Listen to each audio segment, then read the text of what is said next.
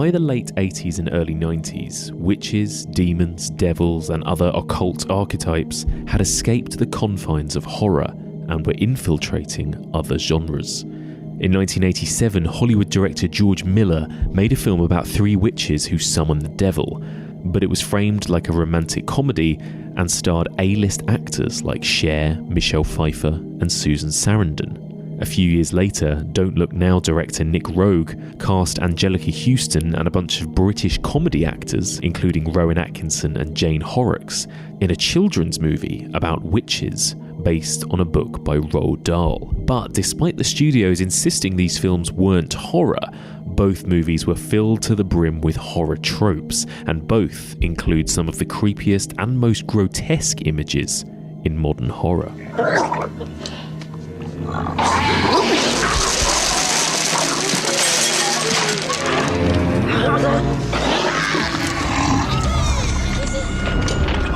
Join me as we continue exploring the evolution of the occult, and we discuss George Miller's The Witches of Eastwick and Nick Roeg's The Witches.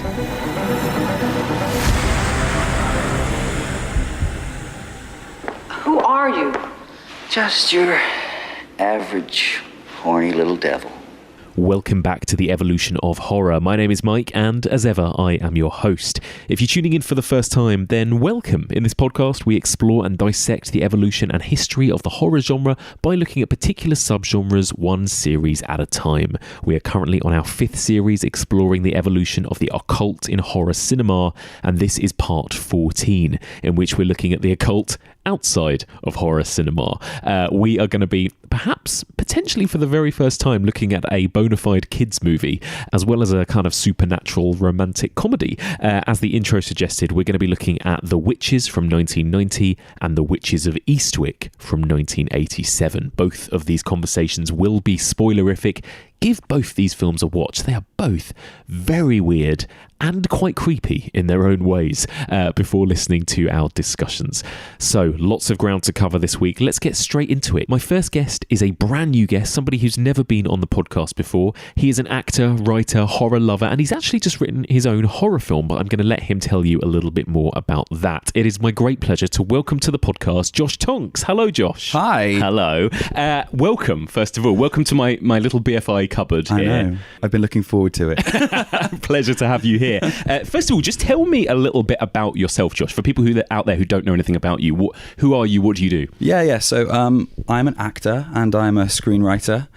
I was made aware of the evolution of horror podcast through one of your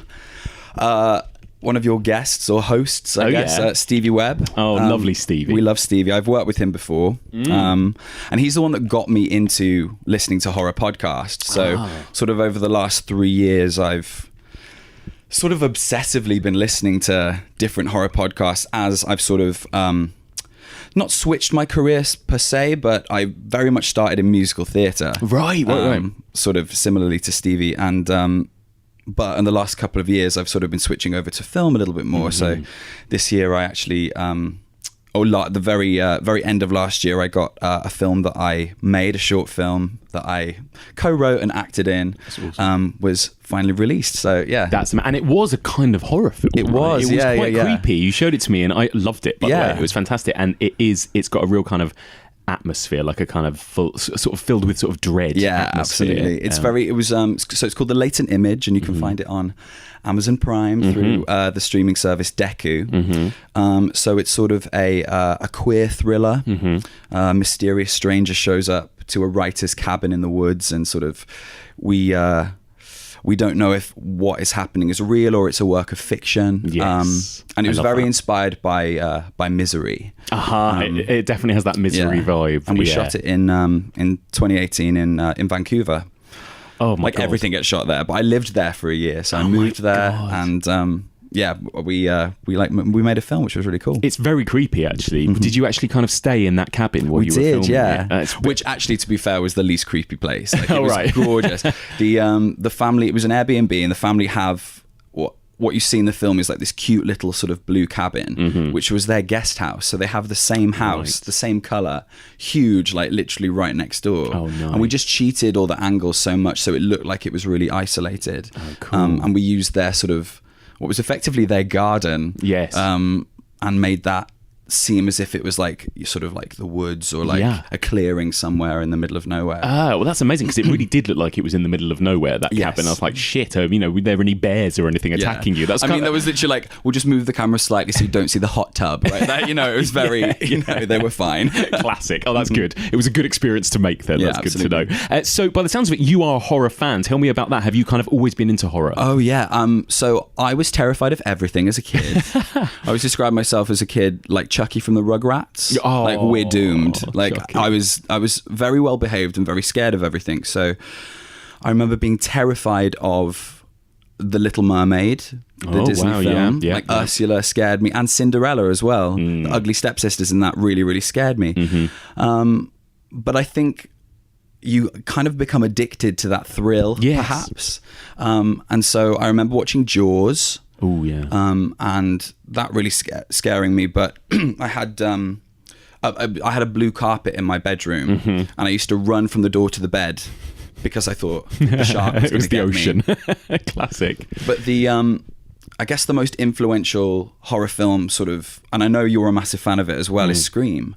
Scream is arguably my favourite film. Right. Like, not even horror. I think it's my favourite film.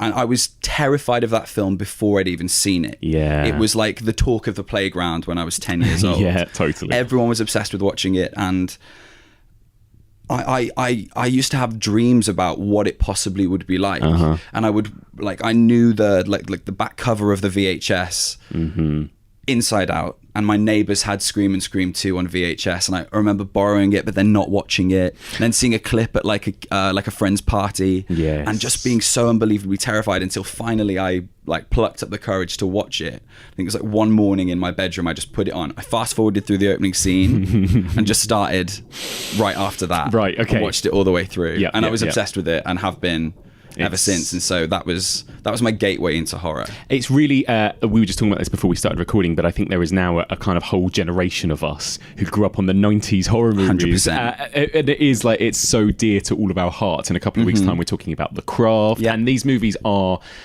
they've almost been like, I mean, Scream has always been hugely popular, but they've almost been kind of reclaimed now as kind of classics. A lot of these 90s ones that were a little bit, and The Faculty, Halloween H2O, and exactly. Again, you heard from a lot of people during the new Halloween, people going, oh, it's good, but H2O, and again, there's a lot of love for those movies, so I love it. So what we're talking about is kind of on the cusp of horror, almost, I suppose, in some ways, isn't it? I mean, witches, speaking of The Craft, are you a fan of these kind of like witchy movies, I suppose? And they can go into all genres, can't they? That's the thing. 100%. I think if I had to choose between like vampire, werewolf, witch, or zombie, I'd always want to be a witch. And I was thinking about why witches sort of like stand out to me and why I like them. And I do think that the witches that I grew up with were probably a little bit more contemporary than the stuff like the occult stuff you would get in earlier films. But I think they're the equivalent of like a superhero. Yes. Because you get to be that sort of seemingly normal person, but you have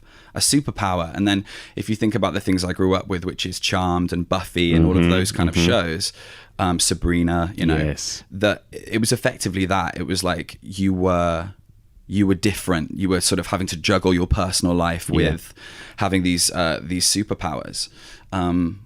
And I certainly related to that growing up. Definitely. I think there's something about it, especially in the 90s, maybe from The Witches of Eastwick onwards, really. That's what I was thinking, the witches have kind of been reclaimed and are kind of like, embrace your weirdness. It's that We Are the Weirdos line. It's like, embrace your outsiderness, I suppose. 100%. Which, for those of us growing up liking weird stuff or being a little bit different, there is something quite exciting and empowering about watching these types of movies. Yeah, absolutely. And Willow Rosenberg is like the ultimate example of that, isn't she? Well, she's the nerd that then becomes incredibly powerful. And then there's what's so fascinating, like from a story point of view, is that there's always a consequence to that. In the way that you get with superhero films, with like with Spider-Man, with great power comes great responsibility. It's the same with witches. I mean, you look at The Craft and it's like what you do comes back to you times 3. Yes. Willow has so many consequences that happen to her when she starts to abuse that power. Too power hungry. And I think that's so relevant in The Witches of Eastwick as well. Totally, yes. So that's a good segue in. Let's talk about The Witches of Eastwick. In the quiet town of Eastwick, where nothing ever changes, 3 beautiful women are about to discover powers they never dreamed they had. Who should we be looking for? He should be really handsome. Nice eyes. Now, the man of their dreams is here Jane, at last we meet. to stay for a spell. Who are you? Just your average, horny little devil. With the witches of Eastwick. We could do things you haven't any idea. You know what's going on up in that house? She says she sees the devil here in Eastwick. If you were the devil, would you come to Eastwick? Oh, I don't know. Are you going to seduce me too? Women, a mistake? Or did he do it to us on purpose? Jack Nicholson, Cher, Susan Sarandon, Michelle Pfeiffer. The Witches of Eastwick. Hocus pocus. So, The Witches of Eastwick is set in a small, picturesque town, and it follows the lives of these 3 women. Alex, who is played by Cher, Jane, played by Susan Sarandon, and Suki, played by Michelle Pfeiffer. And each of these women has been spurned in some way by the men in their lives. One of them is dealing with a divorce, another one's been abandoned and left with loads of children to look after, and one of them has been widowed. And as we find out, that seems to be sort of a potent concoction. Yes. So on one night of sort of martinis and hanging out together, these 3 women effectively conjure what they want in the perfect man, and then he comes to town. He rocks up. He does. He rocks up in the form of Jack Nicholson. Yeah, of course. Everyone's ideal man, surely. Duh, I know. And slowly they become seduced by him and sort of relish in the power that he and the freedom that he gives them effectively. Yeah. But as with everything, there's always a consequence. And as their power starts to hurt other people, they sort of realize, right, we've got to get rid of him. Yes. We have to get rid of this guy. So Yeah, this they was cast a mistake. spell to rid him from the town. Exactly, that is it. So, first of all, let me ask you, first question. What do you think of this film? Do you like it? I do. Yeah. I do like it. It's a strange film. It's very weird. Yeah. I don't know if it quite knows what it's trying to do. Agreed. Yeah. And I think with time being the way it is now, the way we've moved on, I don't think it necessarily works. But I find it very entertaining. I think because of the cast, and I love the aesthetic. It's nice to get what's effectively a genre film told through like a big budget lens. I love the sweeping, helicopter shot of the town at the beginning, and everyone looks stunning. Everyone's beautiful. And there's a kind of John Williams score. And John Williams, yeah. It's set up like a family film or something. Really almost, is, isn't it? And it's really not. Yeah, and it's really not. And that is what's so strange about it going on. I remember seeing it when I was quite young, and I think it was at the time when I was getting really into horror, and I was loving films like The Craft, and I was like, oh, this sounds great. And I was kind of a bit like, what is this to begin with? It's like, what am I watching here? A big draw of it must be that cast, right? Oh, 100%. Cher, Michelle Pfeiffer and Susan Sarandon, let alone Jack Nicholson. But those 3 in particular, that's so exciting to see the 3 of them together in a genre film playing witches. Oh, yeah, right? that's what you never get. I think we're so used, especially today, having these incredible genre films that we would say, oh, but wouldn't it be amazing if it had like 10 times the budget and this incredible cast and everybody loved it, because then you don't feel like you're on the outskirts, because you feel like you're on the outskirts as a horror fan sometimes. Absolutely, yeah. And so to feel included in that. And who's your favourite of the 3? Pfeiffer. Oh my! I was in love with Michelle Pfeiffer. I'm obsessed with her in it. I'm like, you are mesmerized. She's absolutely beautiful. Yeah, I think it was a lot for me as a child watching. It was like the 1-2 hit of that with her as Catwoman in Batman Returns. Right. I was like, oh my god, who is this woman? A whole thing going on. Yeah, I think. But all of them, I think, are absolutely captivating. You can tell that it's like star power. Though I was thinking it's interesting that they've all got names and characters, of course. Yeah. But when I was sort of making notes and looking at the film, I just refer to them as like Cher, Susan, and Pfeiffer. Like that's how I think of them, because they're so Yes. Their star power sort of is bigger than. That's so true. character. That's so true. They are so iconic just as themselves, aren't they?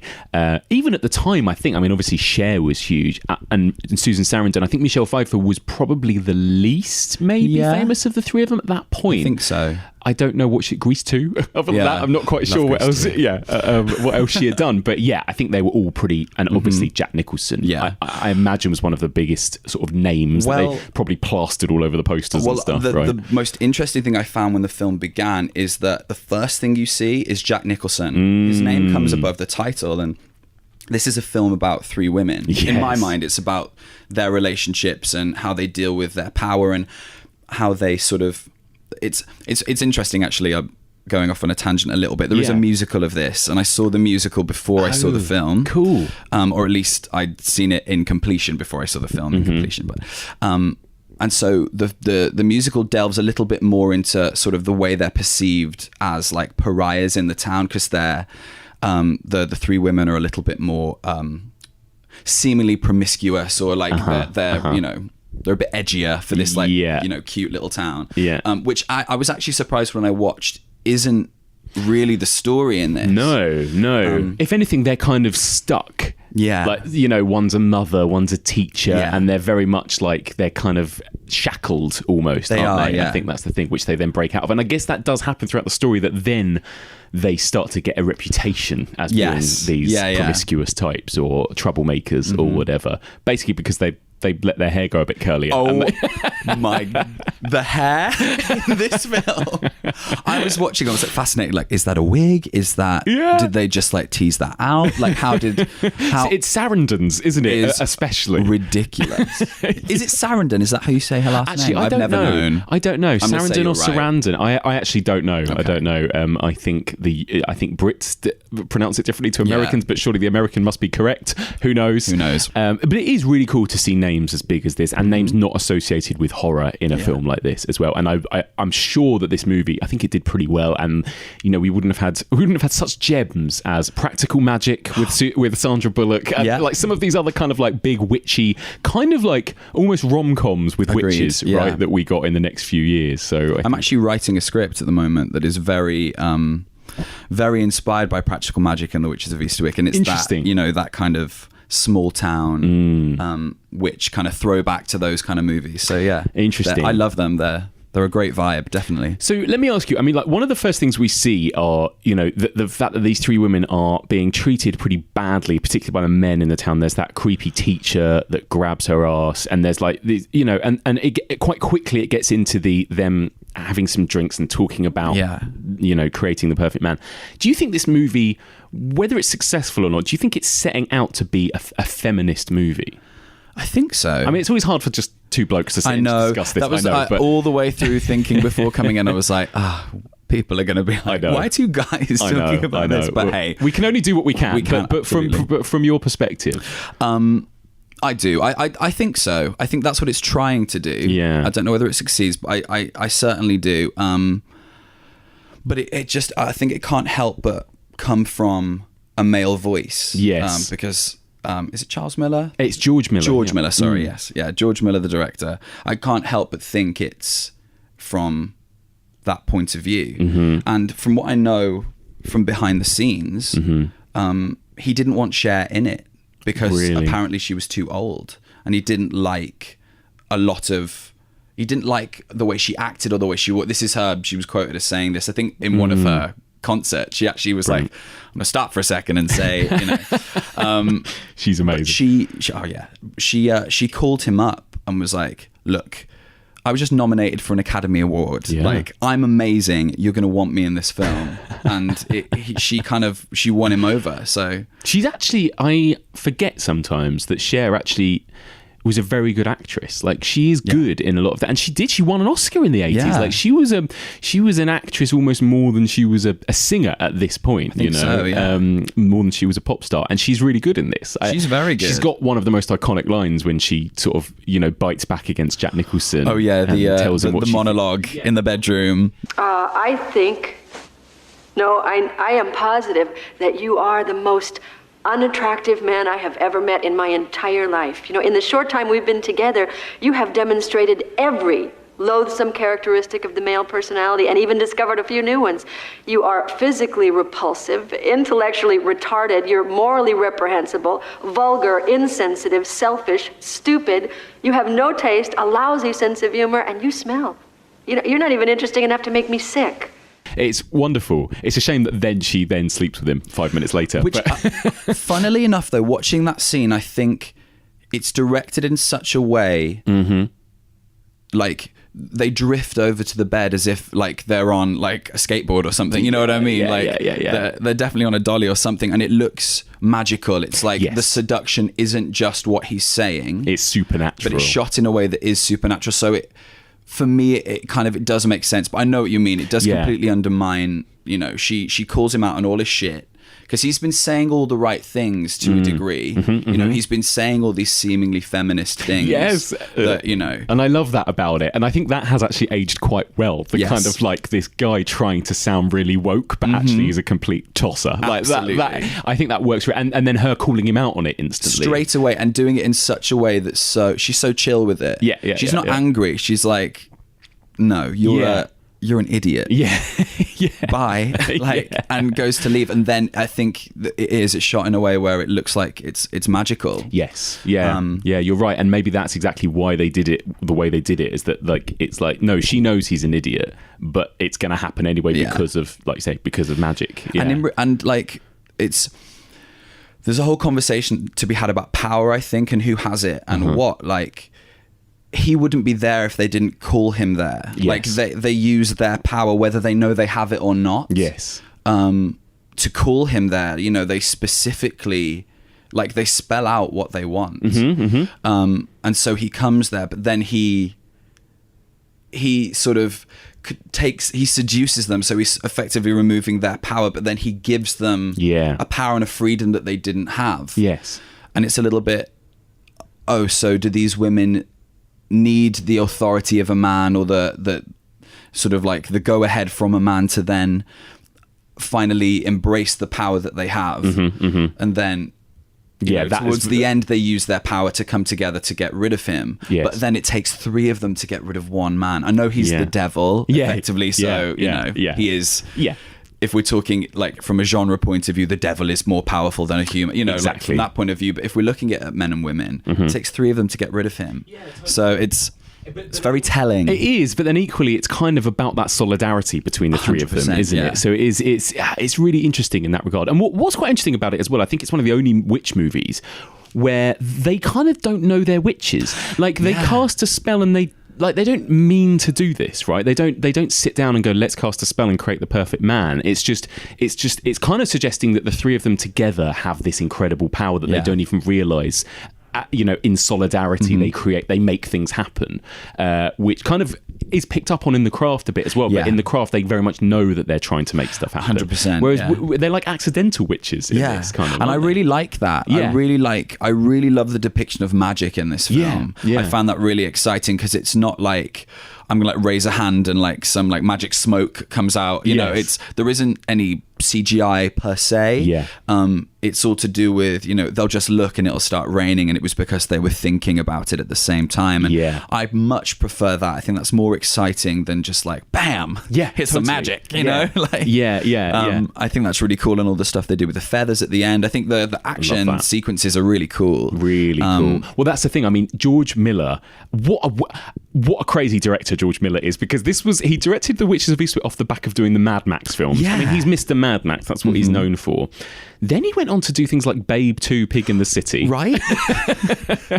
And then he made arguably one of the best action movies of the decade, Fury Road, like Mad Max Fury Road, which is phenomenal. And it's like, that was made by this 70-year-old dude. He's the weirdest. He's got the weirdest filmography I think I've ever seen a director have. This feels like this and Babe for like the little blips in the middle of like all these big and Mad Max films, especially the 80s ones. They are very like macho and you know, cars and action and stuff. Interestingly, Fury Road has that interesting kind of arguably feminist take with Charlize Theron and her character and like what happens with her.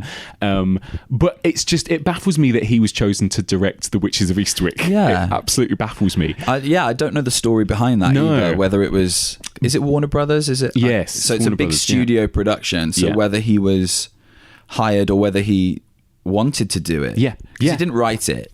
No, you feel like it should have been somebody like, speaking of Zemeckis, I could have imagined Robert Zemeckis doing this. Me and Stevie talked about Death Becomes Her, and that it's almost got that tone, doesn't it? It really does. And the John Williams music and that kind of thing. But he is an odd choice, but also he is a good director. Like the moments, the finale in where Jack Nicholson is like holding onto the back of the car. Yeah, that is like, I was like, oh, this is the Mad Max director now. 100%. We're looking at. I think the action in it's really, really good. And it lifts the film. It like gives it that real sort of excitement, because you get, again, with a lot of modern genre films, because of budgets, you don't get to have those big action scenes. Yes. And you get it in this, and that's why I really like it. It does pay it off. Like, I love all the stuff with the voodoo doll and all of that. And that sort of coming to life at the end is really cool. Yeah. Not sure how I feel about the big giant that appears. What was that? It was amazing. Giant Jack Nicholson's face. And even weirder is when he becomes really tiny at the end. I know, I love and then it. just disappears in a little, like, okay, you've lost me there. It's such a bizarre film. It's almost like a kid's film, but not. Yes. It's really weird. Really weird. Let's talk about Jack Nicholson then. What do you think of Jack Nicholson and his performance in this? Because he's very Jack Nicholson. He's giving his best Jack Torrance, I feel. That's very similar to it's very similar to The Shining. Yes. And for me personally, and I know people are going to disagree, I don't find him very interesting. Not as an actor, I think he's fantastic, but in this particular role, I am more interested in the women, and I want more from the women. And I find even like Veronica Cartwright's Felicia is arguably, for me, the most interesting character in the entire film. I'm going to ask you about her in a minute, but yes, absolutely. But Jack Nicholson is doing his thing, and I think maybe he was the name that was going to bring everyone in, maybe bring in the male audience to the film. I know. And it's a bit sad, actually, that he was, when you read reviews of the time, it's a lot of praising him, lauded in all his scenery chewing glory, and he really is chewing this. Like he almost is like a bit like he's above doing a film like this, and he's like taking the piss almost, a little bit. He really goes for it, doesn't he? Especially that moment in the church when he's talking about women. That is straight out of The Shining. That's like him moaning at Lloyd the barman, kind of acting, isn't it? You don't think God makes mistakes? Of course he does. So what do you think? Women, a mistake? Or did he do it to us on purpose? Because I really want to know. Because if it's a mistake, maybe we could do something about it. Find a cure. Invent a vaccine. Build up our immune systems. Get a little exercise. 20 push-ups a day, and you never have to be afflicted with women ever again. Interestingly enough, though, I did, in that sort of share quote that I was like sort of reading into when I was researching, he was the gateway between the girls, as they were referred to on set, the girls and the director. So he actually was like, right, let's look after them. Let's actually give them what they need. So apparently he was a real gent and really lovely to work with. So that's really nice. But yeah, he's amazing. But it's the same reason, I'll probably be quite controversial with this, but like it's the same reason why I'm not that interested in seeing films like Joker or The Irishman. I'm sure they're fantastic. I'm sure the performances are incredible, but it's like they're the Beyonce of cinema. Like, you're going to get something really good, and so there's no surprise there. I'd rather see something from minority groups, from people that you don't get to see so often in cinema as the forefront, as the main characters. Yes. I want to see that because it's just an interesting voice and an interesting point of view. Yeah, I agree. Even if it's not as good, even if it's a load of rubbish, I don't care, because I just want to see another perspective. Yeah, totally. It's something interesting and different. I agree. We've been talking a lot the last few weeks about the Oscar nominations, and there's something I was kind of like, Yes, Tarantino, Scorsese, Joker. And I was talking to a friend about it, and I was like, it's a bit sad that these are all... And they were like, but you liked those films. Like, I did. Yeah. But also, I would love to see... I mean, Parasite, I'm really rooting for to win all the Oscars. And I'm very excited to see. Incredible. Absolutely incredible. And this could be the first year that a foreign film wins Best Picture, which would be amazing.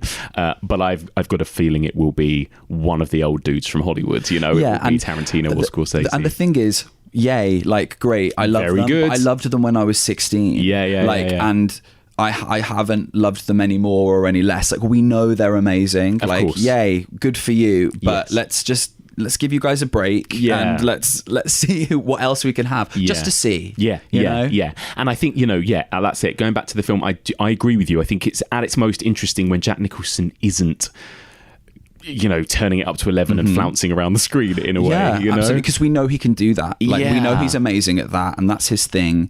But it's not what the film is about. The film isn't about the devil that comes to a small town and seduces witches. It's about these three friends that are dealing with their own personal traumas in a town that they feel trapped in, and the power that they get offered and the seduction that they get offered by something else, and then the consequences of that. That's what I find interesting. Yeah, absolutely. Do you think is he supposed... Because Jack Nicholson is obviously classically this kind of very handsome, sort of sexy leading man, or he was in the sort of 70s and 80s.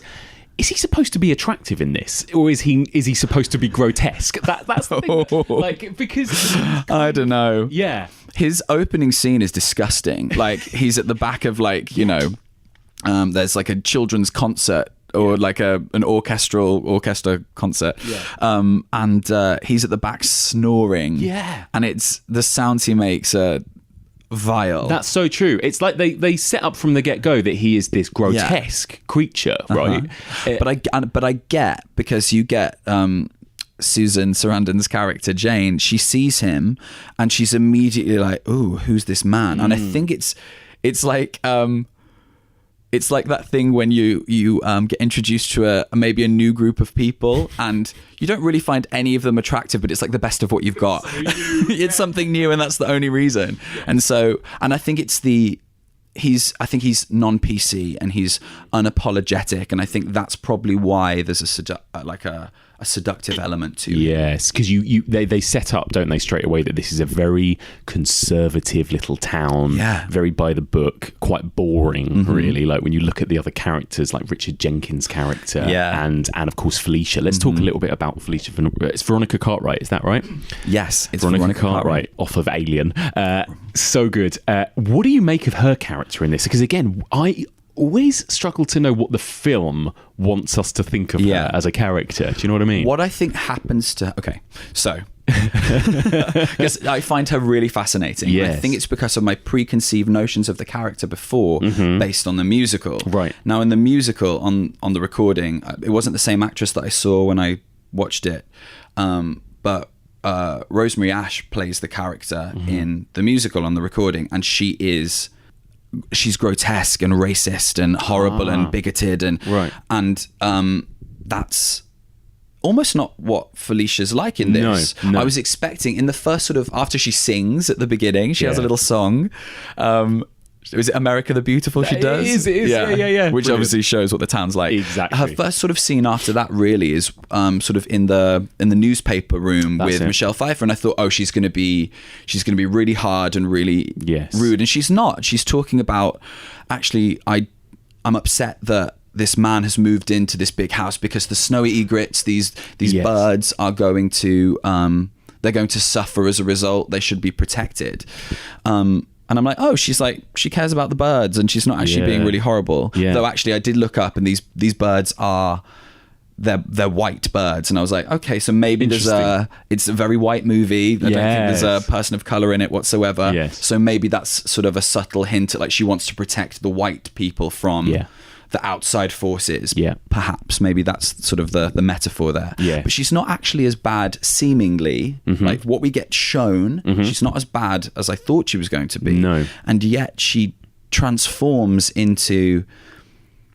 She goes insane. She suffers more than any other character. She really does. You just watch her then suffer until she dies for the rest of the film. And dies in such a horrific brutal way. Yeah. She's murdered by her husband. Does he die?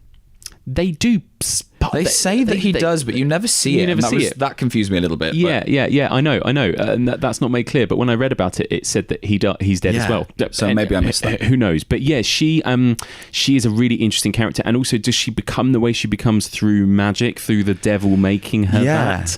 Is he basically punishing her? Which I think he is. Yes. I think that is what's happening, because I feel like she would be the powerful force that would stop him seducing, our witches of Eastwick. Yes. She would be the one that would come in, and so he takes her out of the running. He breaks her leg, and she seemingly, becomes unwell mentally as a result of that bone marrow and all of that they say in the hospital. Yes. But it's quite disturbing what happens to her, and I almost feel like it's very mean-spirited and it's very undeserving. This is where the horror comes in. Really when it comes to her character. She obviously goes on and on and on when she goes, quote unquote mad. That she's talking about evil has come to this town and everything, but she's right? She is. She's the only one that can see what's actually happening, which is that this evil man has come to this town and is causing things to happen. So it is a really weird kind of balance of what, I don't think we are supposed to write her off as mad. We as the audience, you know. And she doesn't get the comeback. She does get taken out, and it's almost quite sad, I feel. Because it's almost at the hands of our three female leads. Yes. They do it, and it's her death that sort of takes them into the latter half of the film, which they decide, no, we've gone too far. Yes, that's the turning point. We've gone too far. So it's really funny. We can assume that Felicia's character probably is, like a small town, bigoted, racist, horrible person. But we're never actually shown that. No. And so for her to get the treatment that she does, I find fascinating, very confusing. And quite disturbing too. It is disturbing. The only thing that you kind of get about her, I think, on screen is that she's quite judgmental, and you can imagine she has those kind of old-fashioned Christian values of how a woman should be and how a woman but you can imagine it based on, but it's never said. No, it's never shown or outwardly. And also she's a much stronger character than her husband. You get the feeling, played by Richard Jenkins, is this kind of quite weak-willed man who kind of doesn't really want to stand up to her and I think the most disturbing element of that is the way he kills her is very oh, well, I've got to do this. And he does. And then he sits back down and carries on with his reading or his stamps or whatever he's doing in front of the fire. Yes. And it's so matter of fact. So it's disturbing with how much ease and coldness that this man can dispose of his wife. Yeah. That in this small town, he would have sworn to cherish and love till death do they part. You imagine all these values that they would have sort of held so close. Totally. And then he's like, bye, see you later. I know, it's bizarre. It's just such a bizarre moment that when he does that, because until then we've seen him be so passive and weak as well. And is that meant to be saying that within all men there is this beast? Yes. Because again, jumping to the musical, there's a whole song called Dance with the Devil where where Daryl Van Horn, Jack Nicholson's character, he effectively seduces the men and turns them into he gets all these women to come in and he's unleash the devil inside you. That doesn't happen in the film. But maybe that's where that inspiration came for that song. I guess that's what it is that he's kind of corrupting everyone in the town in a way, isn't he? And let's talk briefly about that scene with the cherries then, because that is proper body horror, isn't it? And I'm not good with vomit, and it's very vomity. It's the noises, I think. It's the kind of that kind of stuff that comes before they throw up.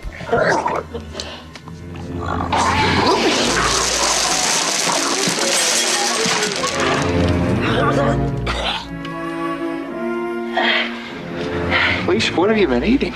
It's pretty grim. It's really grim, and it's sort of juxtaposed by, you know, our witches at their peak of like big hair, seductress, lingerie. They've kind of ended up in this kind of like polyamorous relationship at this point, they right? have, The four of them are a couple. 100%. And they're just quite amicably sharing him. Yes. But yeah, like it's you get this really grotesque like vomiting scene, and it's completely like paralleled by them all being like, you know, biting these cherries and close-ups on their lips as they do so, which is very effective. But it is where the horror comes in, and I actually spent quite a lot of the time watching it going like, how did they do that? Like, I know there's moments, because it happens to Jack Nicholson at the end as well. They kind of send it back to him, and I kind of feel like they must have had something up their sleeves, because they put their hands in front of their mouths. It sort of spurts it that way. But there's one where it happens to Veronica Cartwright, and you see it come straight out of her mouth, and I'm like, this is... How did they do that? That's amazing. It's when you see it all just like hanging off the lampshade and stuff, like the whole room is being covered. And it's funny that is the thing that makes him killer. It's always like this woman who was so prim and proper, now we're seeing like abject bodily functions happening, and he's like, that's the last straw. That's the last straw. I mean, that's very telling as well, actually, isn't it? And then we've touched upon it briefly, but that kind of end sequence when they do all the voodoo spells on Jack Nicholson. That is there's some great stuff going on there. I love the way it's kind of directed and parallels between them. Like you say, the feathers. And like they blow the feathers, and then he gets blasted down the street by a huge wind. It's really cool. And I loved anything. I guess I grew up with The Matrix and all of that, so I love anything that has wire work and things like that. So I love the part where they actually throw the voodoo doll, and it like he gets thrown across the room. Like, I love anything like that. It's always really cool, where you don't see it happen. You don't see any special effects, but it just sort of happens to their body. I just think it's really cool. A very cool kind of montage, that whole sequence. And then they defeat, he turns into giant Jack Nicholson. Quite weird, that moment. Really strange. But fine. And then we get that kind of coda ending. Like, what do you make of that? So they've got rid of him. They've kind of proved that they don't need him.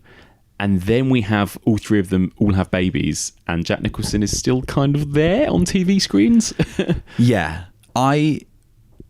I was going back and forth so much about this ending. I was immediately annoyed. Yes. Because I was like, no, this isn't... They had the babies? What? And they're all guys? They're all boys? This is so annoying. And are they going to be evil? Are they like the devil's spawn? You know? Like little Damians, And they're living in his mansion, and they're living together, and it's like, great, if you want to live in a big old mansion, like, that's really cool, but it was his, and so you've taken a lot from him, and then Jack Nicholson comes back and he's on the TVs, but then it does ultimately, it ends with them sort of having the power because they switch him off. Yes. And they switch him off together, like as a little three. They hit the remote and he disappears.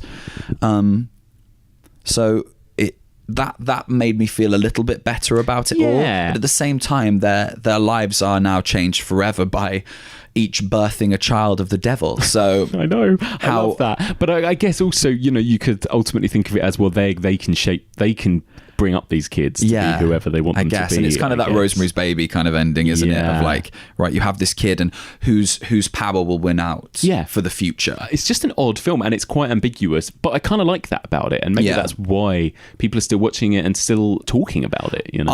I'd love a remake. I think it now is the time. It could definitely be updated. It could. Either a completely sort of female, like female writer, female director, and tell it from that lens, or I'd love a queer version where what if it was three guys, you know, three gay men that conjure the perfect man, and how that would then play. I think it definitely could work within that idea of like these three potential outsiders in a small conservative American town, and how they're treated and how they push back and all that kind of thing, because all of those themes are as much relevant, if not more, now, you know. So I think that's so true. So and I like to see it with a lot of money, big budget. Don't want a little budget version. Get some big stars. 100%. Get some A-listers in there. No, definitely. Who do you think could play? Who would you cast? If with an updated cast, male or female? Let's do Jack Nicholson for like who would be the devil Daryl? man? Oh God, it's hard. Armie Hammer. I think I want someone hot. Yeah, no, I think he should be. I think they went too grotesque with Jack Nicholson in a way. I think he should start off seeming like the perfect man, and then you actually see what's sort of under the surface. Yeah, both physically, you could do it visually, and like he literally starts falling apart as well as losing his mind. Armie Hammer is very good in. Have you seen Wounds, the horror film? I would check it out. It's on Netflix, and actually he really subverts his kind of like good-looking leading man, and he kind of starts off that way, and then you realise he's really toxic and really horrible, and the film deliberately kind of makes him uglier almost. And he's so good as well. It's really interesting. But I think Armie Hammer could be good. Somebody like that. And then maybe it's just because I've just watched Little Women, but I'd love to see Florence Pugh, Saoirse Ronan. Yeah. Okay, cool. Throw them in.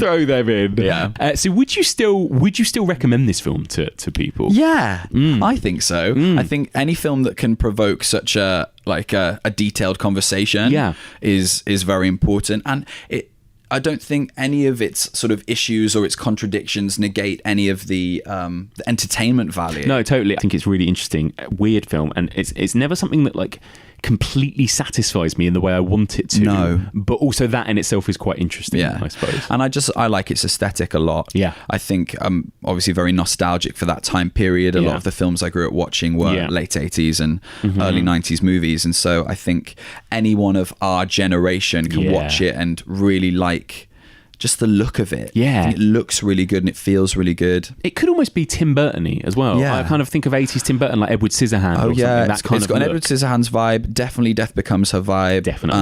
And I don't know if there was anything before this that sort of... Apart from the only thing I think of is something like Bewitched, which shows like sort of the cutesy suburban witch, which this doesn't quite do, but like contemporary witches. Yeah, I don't know if there's anything before. No, there are a couple of very lesser known films. We talked about a film called Night of the Eagle in the 1960s, which has this kind of idea of the domestic witch. This really, it's a really good film. It's this kind of powerful husband who's very successful in his career, but he's actually that because his housewife behind the scenes is casting spells and making him successful. Oh, interesting. It's really interesting, and it's quite progressive for like a 1960 film. It's really good. Yeah. But nobody's seen or heard of that. So yeah, I think in mainstream culture, Eastwick was one of the ones that I think sparked all of those films we've talked about through the 90s that we love, you know. Josh, thank you so much for joining me for this. This has been so much fun. If people want to come and find you online and find your film and any other stuff that you've got out there, where can they find it? Yeah, so you can find me on Twitter and Instagram, and it's just my name, at Joshua Tonks, Tonks. And then my film is available for streaming on Deku, which is a queer streaming service. You do have to pay, but I think they do a week free trial, so you can check it out and see, and then if you don't want to, you can cancel, but I didn't say that. And it's also Deku you can get through Amazon Prime, so if you have that already, you can get on it. It's a 21-minute short film. It's called The Latent Image, I'd love it. I'd love for you guys to watch it. It'd be amazing. Yeah, please do check it out. Amazing. Thank you so much. No worries. A big thank you there to the brilliant Josh Tonks. And for those of you out there who like the sound of his movie, The Latent Image, I would hugely recommend it. As I mentioned, I gave it a watch. It is creepy as hell. I would go onto Amazon and check it out ASAP. Okay, moving into the second half of this week's episode, I'm going to be joined by one of my regular guests, one of my very favourite people to have on the podcast, and it's been a while since she was last here. Last time she was here, we were talking about Resident Evil and zombie video games, but she has been on the podcast before discussing the film The Witch with me, so this won't be the first time we've talked about terrifying witches in movies. Joining me to discuss Nick Roeg's The Witches, it is my great pleasure to welcome back to the podcast Louise Blain. Hello, Louise. Hi, Mike. Hello, how are you? I'm very well, thank you. Very well. This is going to be really fun to talk about this. I don't know whether we've ever done a film that is a legitimate kind of U certificate kids film on this horror podcast before. No. Was it a U? I think it was a U. I know. Oh, baffling. We have so much to say. People have been I've been telling people that I've been going to talk about this, and people have been so excited. Yeah. So excited. I've been really excited to cover it myself, actually. Before we get into the film itself, let me ask you a little bit about this subgenre that we've been looking at this series, so sort of occult movies that deal with Satanism and witchcraft and all that kind of thing. What are you are you a fan of this area of horror? Oh, I'm a massive fan of witches. I think the idea of witches, whether it's the historical appeal of sort of the witch trials, which obviously is horrific and very, very real, but I think there's something about the idea that people are afraid of women. The idea that people are afraid of women because intrinsically women are meant to be the caregivers and loving and good and pure and that kind of nonsense. Exactly. And I think what witchcraft does, and it is, I know obviously there's male spellcasters out there, but primarily witches, we're talking about women. And what is especially interesting, and we'll probably go into it a little bit later, is that at one point in The Witches, Roald Dahl wrote that witches look like regular women, but they're not. And while most women are lovely, and he says this in the book, he says most women are lovely, witches are not.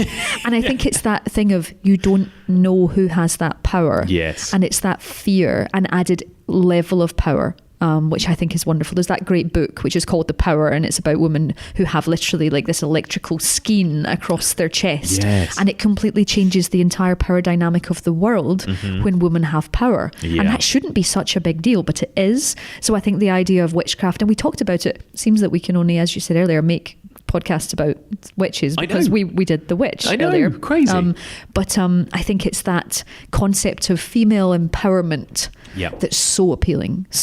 Yeah, 100%. It's so true. And they are a very kind of adaptable, malleable kind of monster, I suppose, if you even want to call them a monster. But wicked witches, like I said, we talked about The Witch, which is one of the scariest movies of all time about a witch. But of course there are so many other movies that are just comedies or rom-coms or whatever it might be about witches. And witches keep going. Witches, Buffy was full of witches and Charmed, and but God, Harry Potter has witches in a different way. But I think the idea of the witch in horror, you do think automatically of women in pointed hats and big noses, but I think the more insidious version of a witch is someone that has control of elements that no one else does. Yes, which is definitely. so appealing.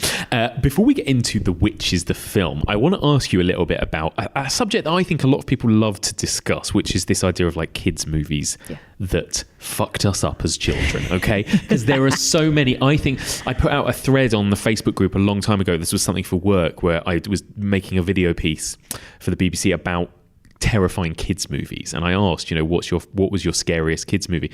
And the amount of responses, because everyone has something that kind of wasn't supposed to freak them out that did, whether it's Return to Oz or Labyrinth or Dark Crystal, all of those kind of, or The Child Catcher, Chitty Chitty Bang Bang, or even The Wizard of Oz.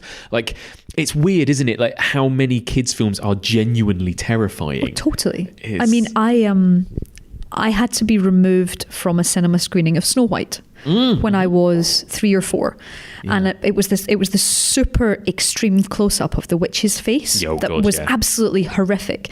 And I was lucky enough to interview the BBFC a few years ago. Yes. And they were talking about how until something like 1960, officially Snow White shouldn't have been seen by anyone under the age of 16. That's right. Because they couldn't rate it right, because it had these moments of terror. So when she was running into the woods and it was all awful, because they hadn't really worked out how tone should work and how darkness would be portrayed. And the BBFC then politely talked me through it of how if someone is reacting in a positive way to scary things, it doesn't feel as scary. Yes. But if someone is going in and being scared of those things, then the tone is very, very different. That's right. So going by that, Snow White was terrified, the music was terrifying, the animation was scary.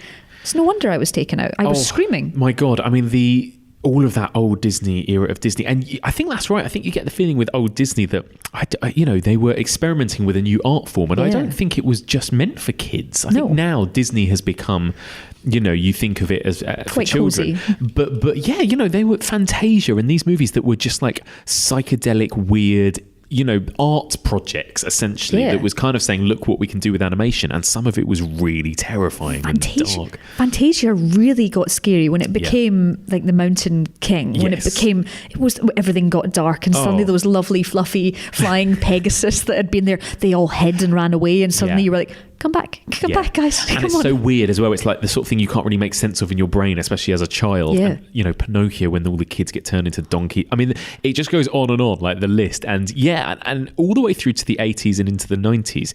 But I don't know whether we've talked about this a fair bit on the podcast already, but do you think that's changed, or is it just that we've gotten old? But it feels to me that kids movies now, when you look at Pixar or DreamWorks or whatever it might be, kids movies are very funny now. but they're less, it feels to me like, are they less scary than they used to be? I think they are less scary. Yeah. I mean, I don't think we're just getting old and saying that they're less. I think attitudes change, and I think what works change. And we now live in a world of bankability. Yeah. And the world of bankability that we now live in, is we're getting more horror in cinemas because Hollywood's worked out that it can make horror relatively cheaply but make a load of cash. Yes. And it turns out that if you make Frozen clones and you can slap it on a lunchbox, you can make more cash. Yeah. And I don't think that makes kids' movies any worse. No, I mean, there's the best creative minds are working on things like, I really liked Wreck-It Ralph 2. Yeah, brilliant. And, Inside Out and Up and Toy Story, some of these beautiful Pixar movies. Yeah, they're not as scary. They're not as scary. No, well, I mean, we haven't had another Nightmare Before Christmas, and the Nightmare Before Christmas, my little brother had to be removed from the cinema when the trailer came on. Yeah. And he was, one thing I really enjoyed that he was afraid of, which I always found really creepy, was, remember the door knocker in Muppet Christmas Carol? Oh, yeah. That creeped the hell out of him. And, and to me now, that screaming door knocker is this, I wasn't afraid of it, but because he was, I kind of have this association with it. Totally. I was scared by the door knockers, and in Labyrinth. Labyrinth had a lot of scary stuff, the hands, and also did you ever watch The Never-Ending Story? Yes, I did. My God. I think we all have the scarring left from that. That is a weird, dark film. And again, maybe this is because this is when I grew up watching these, but this sort of 80s and early 90s seemed to have a lot of these just very weird films. They were just weird and out there, and you think, who were these for? I love that. I think that's what Scary Stories to Tell in the Dark kind of tapped into. Yes. It was really scary. Like really scary, like in the most horrible monsters coming up corridors way. Totally. And I think that was for us. Yeah, you're right. Scary Stories to Tell in the Dark, again, it didn't do very well, but that felt like a bit of a throwback, didn't it? That felt like, these are the kids' movies we might have gotten. And I swear the grain on it, like the film grain on it, looked like we should have watched it alongside like Beethoven and Mrs. Doubtfire, exactly. But actually it was about squeezing spots out your face. It's so good. So this is, for anyone who doesn't know, this is called Scary Stories to Tell in the Dark, and I think it's produced by Guillermo del Toro, wasn't it? He was definitely and directed by Andre Oderfall, who did Troll Hunter, and The Autopsy of Jane Doe. That's right, great film. So good. Sorry, I was completely digressing. No, it's a really interesting comparison, and that film is very much kind of, I think, set up and framed like a kids' movie, or at least a young teen movie. Yeah, teen movie. And but it's scary. I liked it. I thought it was really fun. And it's not going to be my favourite film now as a sort of 33-year-old. But like at the time, I said, as soon as I came out of it, I said, 13-year-old me would have thought that was the best film ever. Absolutely, 15-year-old me would have gone crazy for it. Yeah, absolutely crazy for definitely. So with that in mind, and I want to ask you briefly about Roald Dahl, because speaking of fucked up kids stories, yes. What was your relationship with Roald Dahl, the writer, and his books? Did you devour his books as much as I did? Yeah. I was an actual Matilda. Yeah, I can imagine. I still have all my copies of my Roald Dahl books. And I recently just moved back to Glasgow, and I had a box with all my Roald Dahl books in them, and they are so dog-eared and loved. They are loved so hard. Yeah, because I just read them, and The Witches was my absolute favourite. Was it? My utter favourite. Yeah, and those books are still wonderful now. They are. And Roald Dahl, while they were for children, and he wrote wonderful books of wonderful happy stories as well, there was always a hint of darkness. And when you read his stories for adults, oh my God, he did a lot of adult fiction too. Yeah. And he wrote Kiss was quite the book. He wrote things like Tales of the Unexpected too on TV, and he did a lot of horror, thriller, that kind of thing. And I think he was quite a dark, troubled man. He was a bit of a recluse, wasn't he? Wasn't perfect. Wasn't a perfect. Relationships were not had there. Yes, exactly. And I think he and all of his stories are filled with this darkness, aren't they? And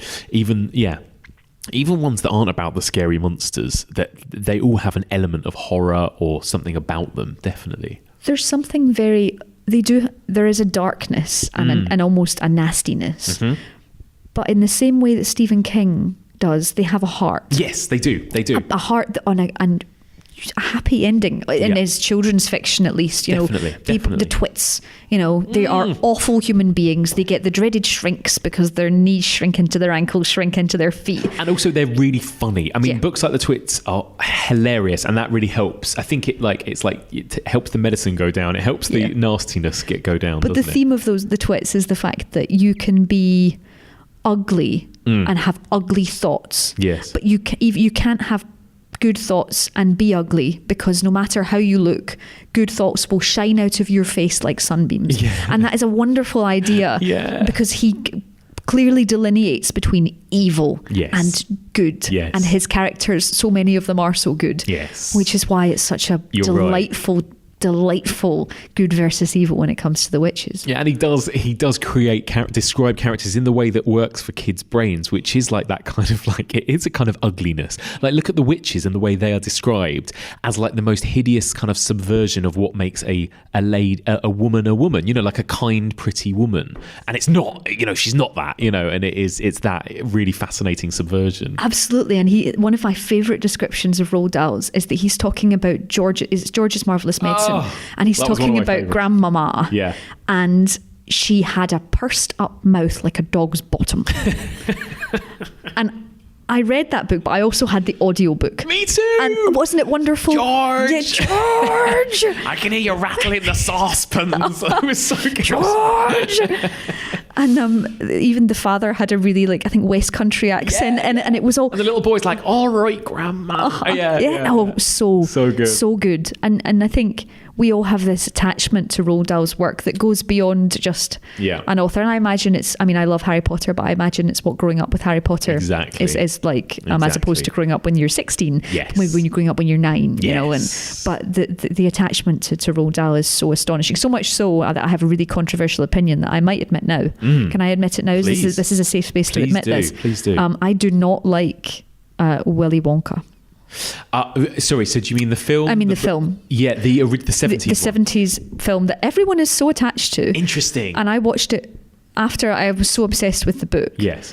And in it, Charlie does a bad thing, and him and Grandpa Joe go and eat the bubbles. Yeah. And they're not even in the book. And the whole point of the book, Mike, is that Charlie is a good boy. Yeah. That he actually behaves. Not tempted by that kind of... that he's not one of them. And the whole thing is disrupted. I hate it. The film, and the next thing I was going to ask you about was, you know, rather than the witches, the other adaptations we've seen. That's a good one to start with. I think it was one of the earliest ones and one of the most famous, probably one of the most beloved. And yes, it is. It is. Speaking of creepy fucking kids, that is. I watched it very recently. It was on TV. I do love it, but I think it is the weirdest film. Again, it is so weird. There are these weird like cutaways to scenes that have nothing to do with anything, and obviously there's the boat ride, there's Gene Wilder's performance, which I absolutely admire. I think it's left over from my childhood watching it and going liberties, which at the time when you're a child you don't really understand that and why that's happened. Of course, you don't get it. It's totally its own thing, and it's very weird, and again tonally a bit all over the place, but again I don't know what it was about it as a kid. I loved it, and I'm pretty sure there were certain scenes that I didn't even understand really why they were there and what I was watching. There were these weird like cutaways. I don't know if you remember where there's like suddenly there's like a ransom situation, and this woman's like, I want to get my husband back. Give them anything they want. Give them it, and they're like, oh, they're demanding your Wonka bars. And she's like, how long do I have to think about it? It's very odd, funny cutaways that they add into the film, which I now think are hilarious, but all of those moments that don't even feel like they belong in a kid's film, and it's so different from everything else. That's really interesting. You know, on the whole, do you think that Roald Dahl, maybe not the witches, we'll get into that in a minute, but you know, looking at Matilda, James and the Giant Peach, a few other ones, you know, do you think on the whole there have been good adaptations? Yeah, I mean, Matilda I love, directed by Danny DeVito and starring Danny DeVito, and Pam Ferris as the Trunchbull. My God, so scary. Incredible. Again, it's pure, absolute, directed by Danny DeVito so well, but it's directed like pure horror when she creeps into her house. Yes, the tension. And, you know, she's like, who's in my house? And she's like running around with her big shot put, and she's smashing things up, and Matilda's hiding under the table and stuff. It's really scary. It is scary. And I think that having such and the chokey, that's actually in it, is that like coffin like cupboard full of glass and nails. And that's there. That treatment of children is there. And it's something that we will talk about in The Witches, is hurting children isn't normally in children's films, but it's in Roald Dahl films. They get squashed and stretched and turned into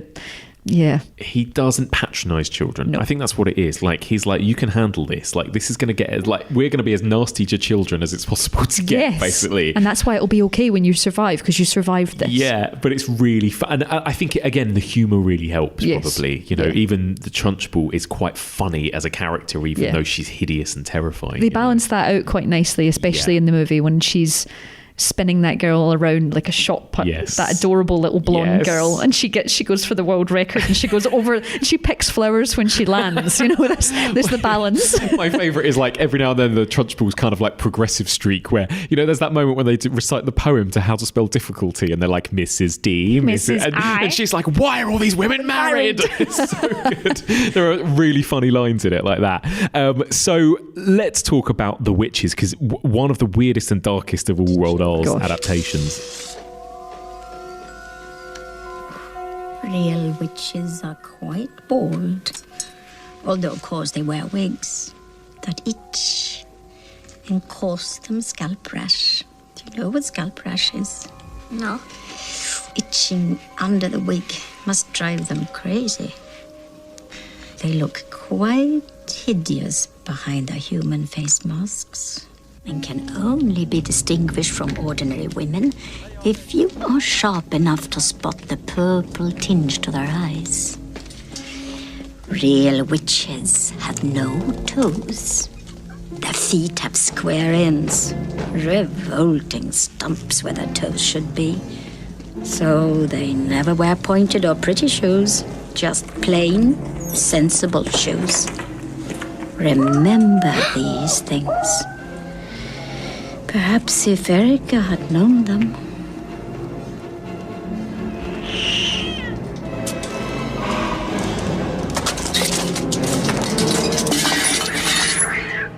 So first of all, Louise, what's the story of The Witches? The story is lovely and simple, actually. Yes. There are people out there, well, they're not even, are they people? They look like women, and they act like women, but witches don't like children. Yes. And they can smell children out. They smell like dog's droppings, officially, which would mean that, going by Roald Dahl's rules, children shouldn't wash that much because the stink waves would get through their skin. So they shouldn't wash that much. So it's about a boy and his grandma. It kind of changes slightly from the book, but in the fact that the boy goes to Norway, both his parents die in a car accident, and he is left alone with his grandma, and he moves to England with her in their old family home, and she gets quite unwell, and they go to a hotel to get some nice sea air, and in there, the RSPCC, so the Royal Society for the Protection and Cruelty Against Children, are having their annual meet, and that's great. But it's not great because it's actually a gathering of every witch in England. Yes, every witch. Every witch is there, and it is what happens when he goes in there to play with his mice and sees what he shouldn't see, and then is subsequently turned into a mouse. Turned into a mouse, and then it's how he gets back. At those witches. Yes. It's glorious. It's absolutely glorious. So I take it you're a fan of this film. I'm a huge fan of this film. I mean, because it was my favourite book, it has become my favourite of his. And every time I watch it, it gets better. Every single time I watch it, it gets better and scarier because it's actually very, very simple. And it's only, an hour and a half? And it's a very, very simple premise in the fact that it does exactly what the book does, in the fact that the grandma tells him stories. He's called Luke in the film. He's actually doesn't have a name in the book. That's so, I forgot that. He's never, because he's always but he's called Luke. And she tells him stories about how the witches turned a friend of hers. She told him stories about witches, not to scare him, but to keep him alive. To warn him. And that's what the start of the film does as well. So Nicholas Roeg shows this lovely little girl with a lovely hat, and this is what everyone talks about. And how she goes to get some milk and she never comes back, and her dad had got that nice new painting, and then the next day the little girl arrives in the painting and gets older in the painting. Stays there, years forever. and years and years. She grows gets older. Up, she gets older, and then she wizened, disappears. Yeah, she's just gone. It is. That's so true, because the story itself is quite simple. I mean, when you're summing up the story, you basically start it from Luke goes to this hotel run by, full of witches, and he has to survive. But the first half hour of the film is setting up this world. It's lore building. It is lore building. It is the grandma telling him stories about witches, and it is that I think might be my favourite section of the film now, because it's so creepy. I mean, I agree with you. I think this film is phenomenal. I think it was my favourite movie growing up as a kid. It's no wonder we got into horror, really, is it? But we had no chance. We had no chance. It's stunning. It's scary. It's always been scary, but so exciting, and so well directed as well. I think it's these rules. It's the setting of rules. It's like you will know what a witch looks like because she has gloves because of her hands, to hide her hands. She has chopped off toes, so she has to wear very specific shoes. So there's all these tells. They have purple spit. There's a lovely Quentin Blake drawing of a witch with a pen in her mouth because she can just use her spit, and it's those kind of so good. It's those kind of things, and then so it's when he goes to the hotel, and it doesn't take long before he's in the room with them, and the door is locked. But he starts to look at them scratching under their wigs and taking off and it's these elements of utter horror. This is not a room of nice women. No, this is a room of murderers. And it's that sort of uncanny nature of it, that they look normal to begin with, but they're not. And he does a really good job. Again, this is something that, interestingly, somebody tweeted when I said we were covering this about, I never even thought of this as an occult film, because these witches are more like monsters, which is actually true. In some ways, this is a monster movie. It's not like a woman can go and become a witch, a practicing witch. These are very much their own species almost, right? And they are their own thing. There's been no other kind of witchy lore that exists like this, that they have no toes and they have bald heads and they have purple eyes and long fingers. Like, this is exactly like just Roald Dahl has made it up. And it's much scarier than the kind of green Wizard of Oz totally. witch with pointy hat and, Give anything to just get rid of these witches with water. These witches are... There's the bit quite early in the film where this witch comes to him while he's in a treehouse. Fucking hell. And she's got these bright eyes and these perfect teeth and this perfect lipstick, and she looks like this perfectly preened woman. She does. But she's holding a snake. Yeah. And he knows she's a witch. Yeah. And she knows almost that he knows that she's not right, but she's still, I'll leave you some chocolate. Even the way she says chocolate. Chocolate. Perhaps you'd like some chocolate instead. She can't hear you. What's your name? Is it Luke? Thought so. Here you are, Luke. A big bar of chocolate. I think it's playing on that kind of childhood fear of stranger danger, right? Totally. Ultimately, that's what it is. It's like, if you talk to these strange women who are offering you sweets, they are out to get you. They're out to get you, and it's a kind of horrific twist on that, and it's about spotting the danger as a child. It's so good, and it really we've got to go back just a second to that scene about the painting, the girl in the painting, because it is the moment I think everyone talks about, even though there are much more overtly monstrous things that happen later on in the film, but which we will break down also. We will also get into, but this moment is it's pure uncanny creepy horror, like the way she gets kind of grabbed in the alley to then... I think the thing that really freaks me out about it is the way the scene is directed when she appears in the painting, because the first thing we see is the dad's reaction to it before we see the painting itself. And there's just that, that long kind of slow zoom in on his face, and she's narrating it, isn't she? Saying his face was completely drained of colour or whatever it is. Like, it's as if he had seen a ghost, and it builds and builds and builds before we then see this little cute girl in this painting.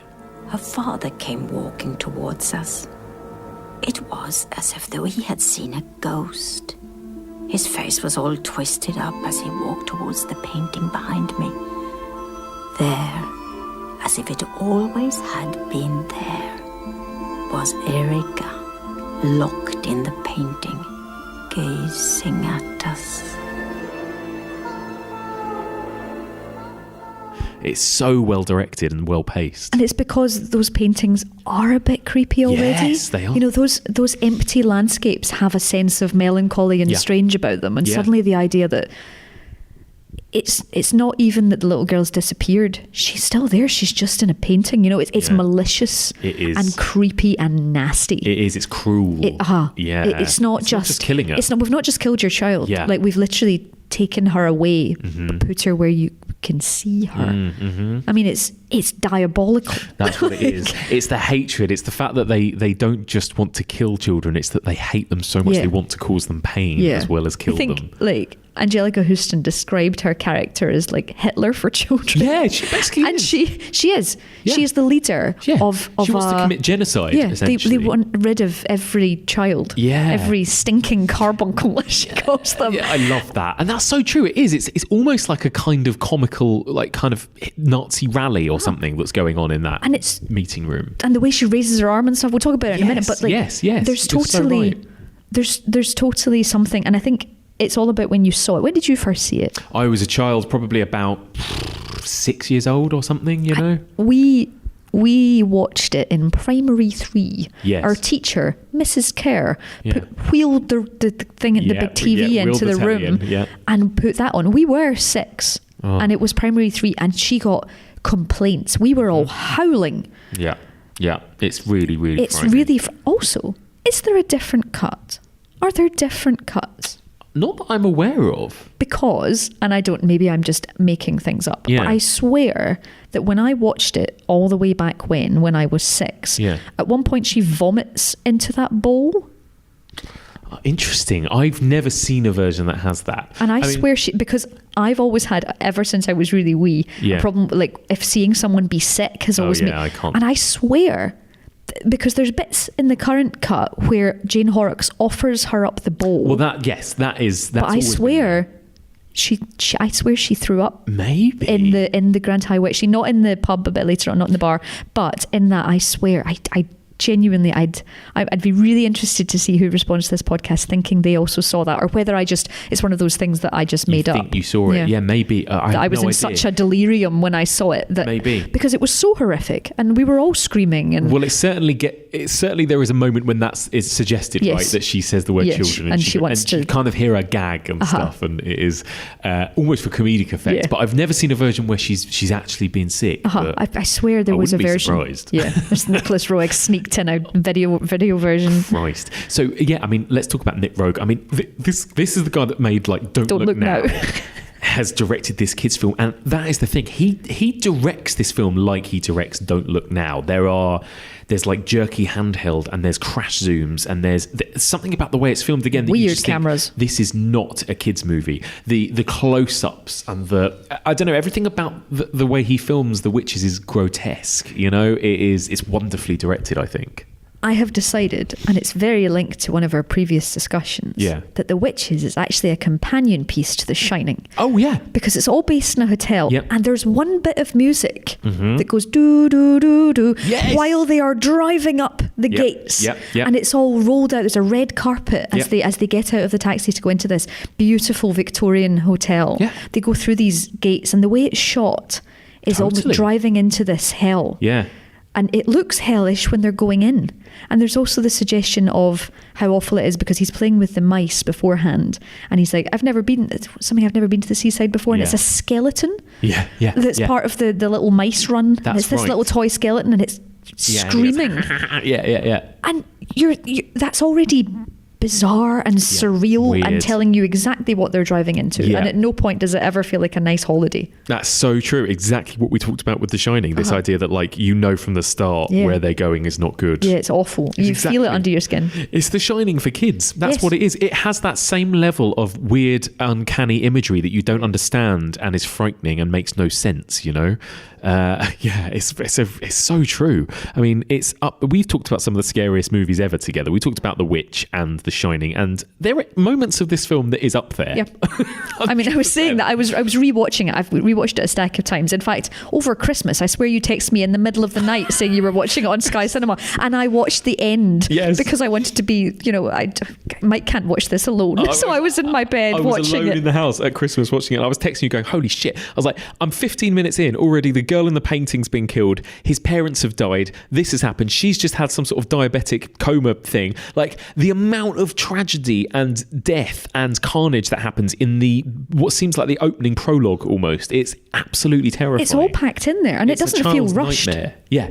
And the tragedy of losing the parents is absolutely horrific, and it's dealt with really beautifully. It is actually with really heartfelt, because she's incredible. I mean, she's wonderful. Astonishing. Yeah, she is absolutely phenomenal. Mai Zitterling, who plays Helga, who, you know, I mean, everyone, of course, talks about Angelica Houston, which we'll get to, but she's brilliant she's in this wonderful. film. What a great character. This kind of like really caring, lovely, friendly grandma, but also is filled with these really horrific stories. And her missing finger. The missing thumb. The missing thumb. There's something about that when it's really early on when she's talking about just the general, because she is the one telling you the fairy tale of the witches. You know, she's the one, she might be telling him what witches are like, but she's also telling us. So she's the storyteller. Absolutely. And the idea that there's something horrific has happened to her. And I think in the book, he imagines all the different things. He was like, did they put her thumb in a kettle and boil it and steam her finger off? And he's thinking all these awful things. And so are you. We never actually find out, no, do we? you don't. Yeah. Because you think it's been an altercation with someone like the Grand High Witch. Yeah.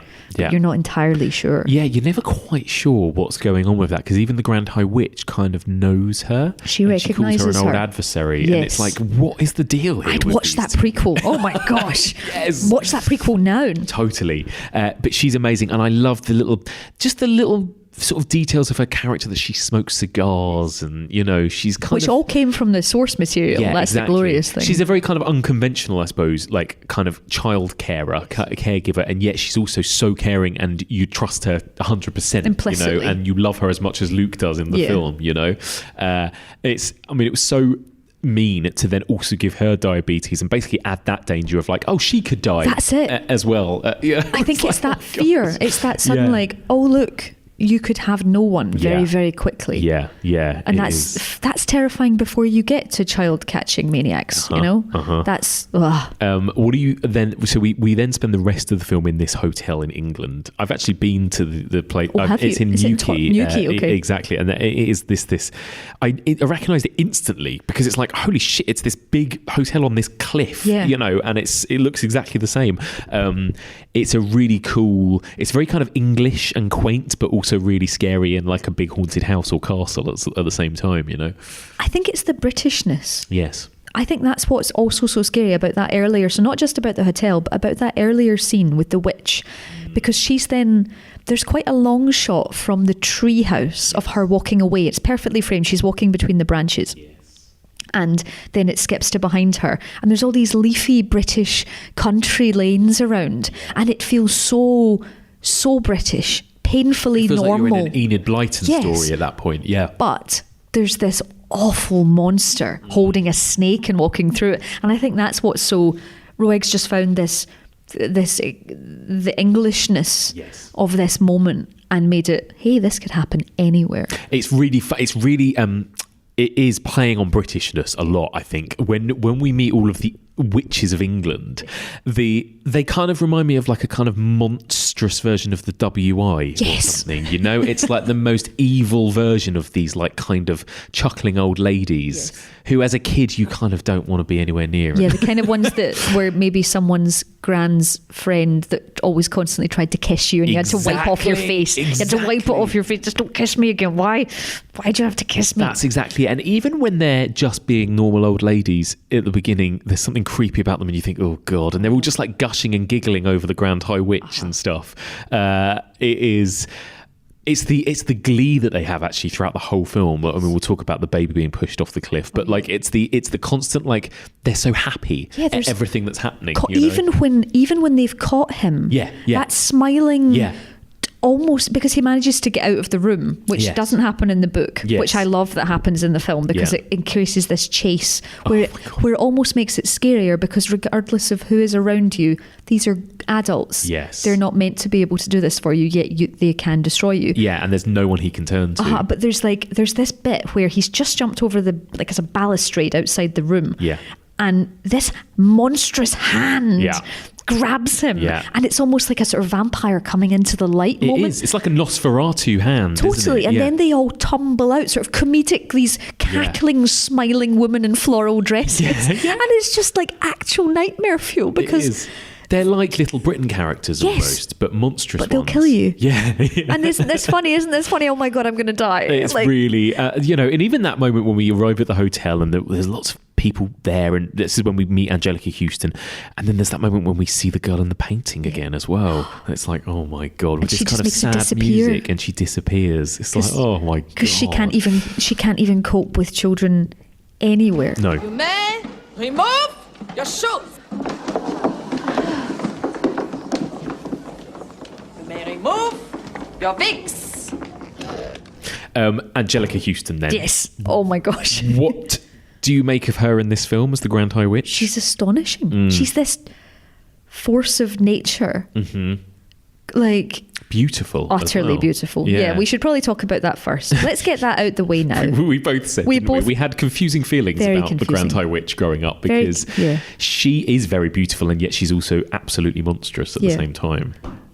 But I kind of love her. I love her very much. In some ways, I find her less scary than the other witches, even in this because she's beautiful. Yeah. She's perfect. Yeah, she is. She's actually perfect. And it's that kind of, and we were talking about this kind of sexuality awakening. Yeah. In terms of like, gosh. Yes, I mean, wow. Does everyone feel like this about the Grand High Witch?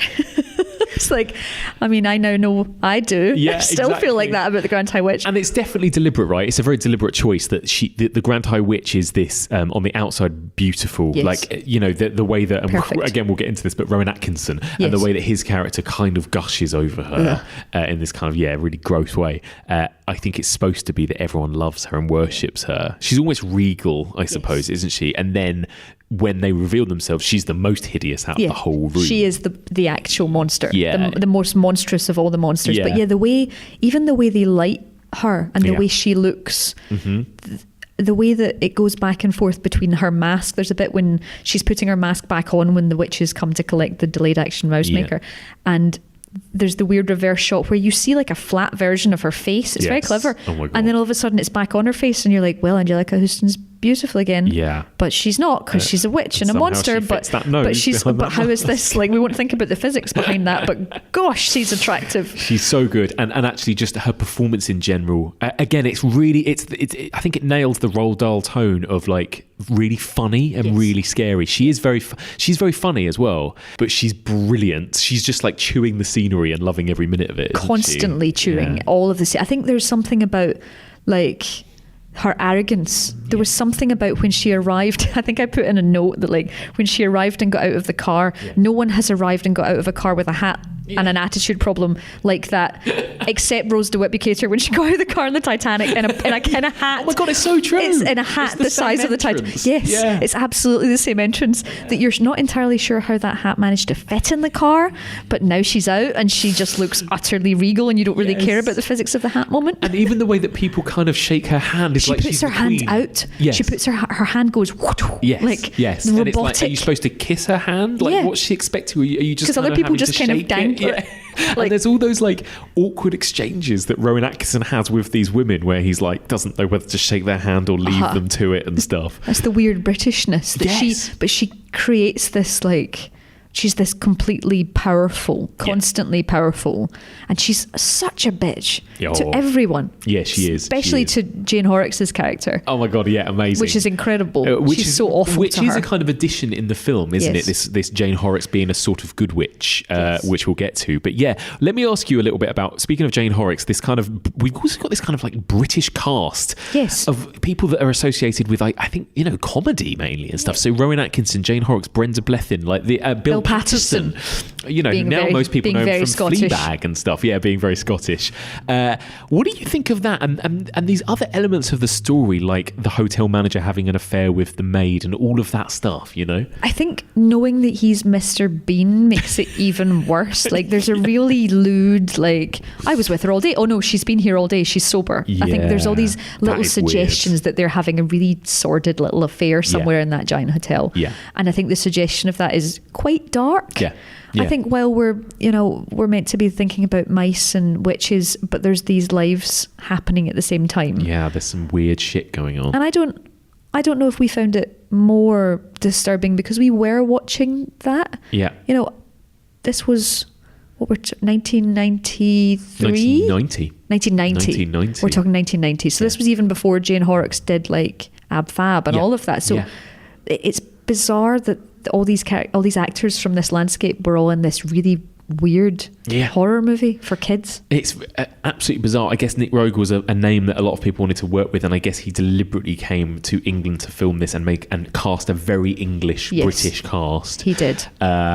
But it's a strange mix. It's this almost like bawdy seaside comedy with the horror, with hell, and with hell, and there's something very uncomfortable about, like you said, Mr. Bean, about Rowan Atkinson doing this grumpy, slightly pervy hotel manager who is very hateful, almost more unlikable than the witches. Totally, in the film.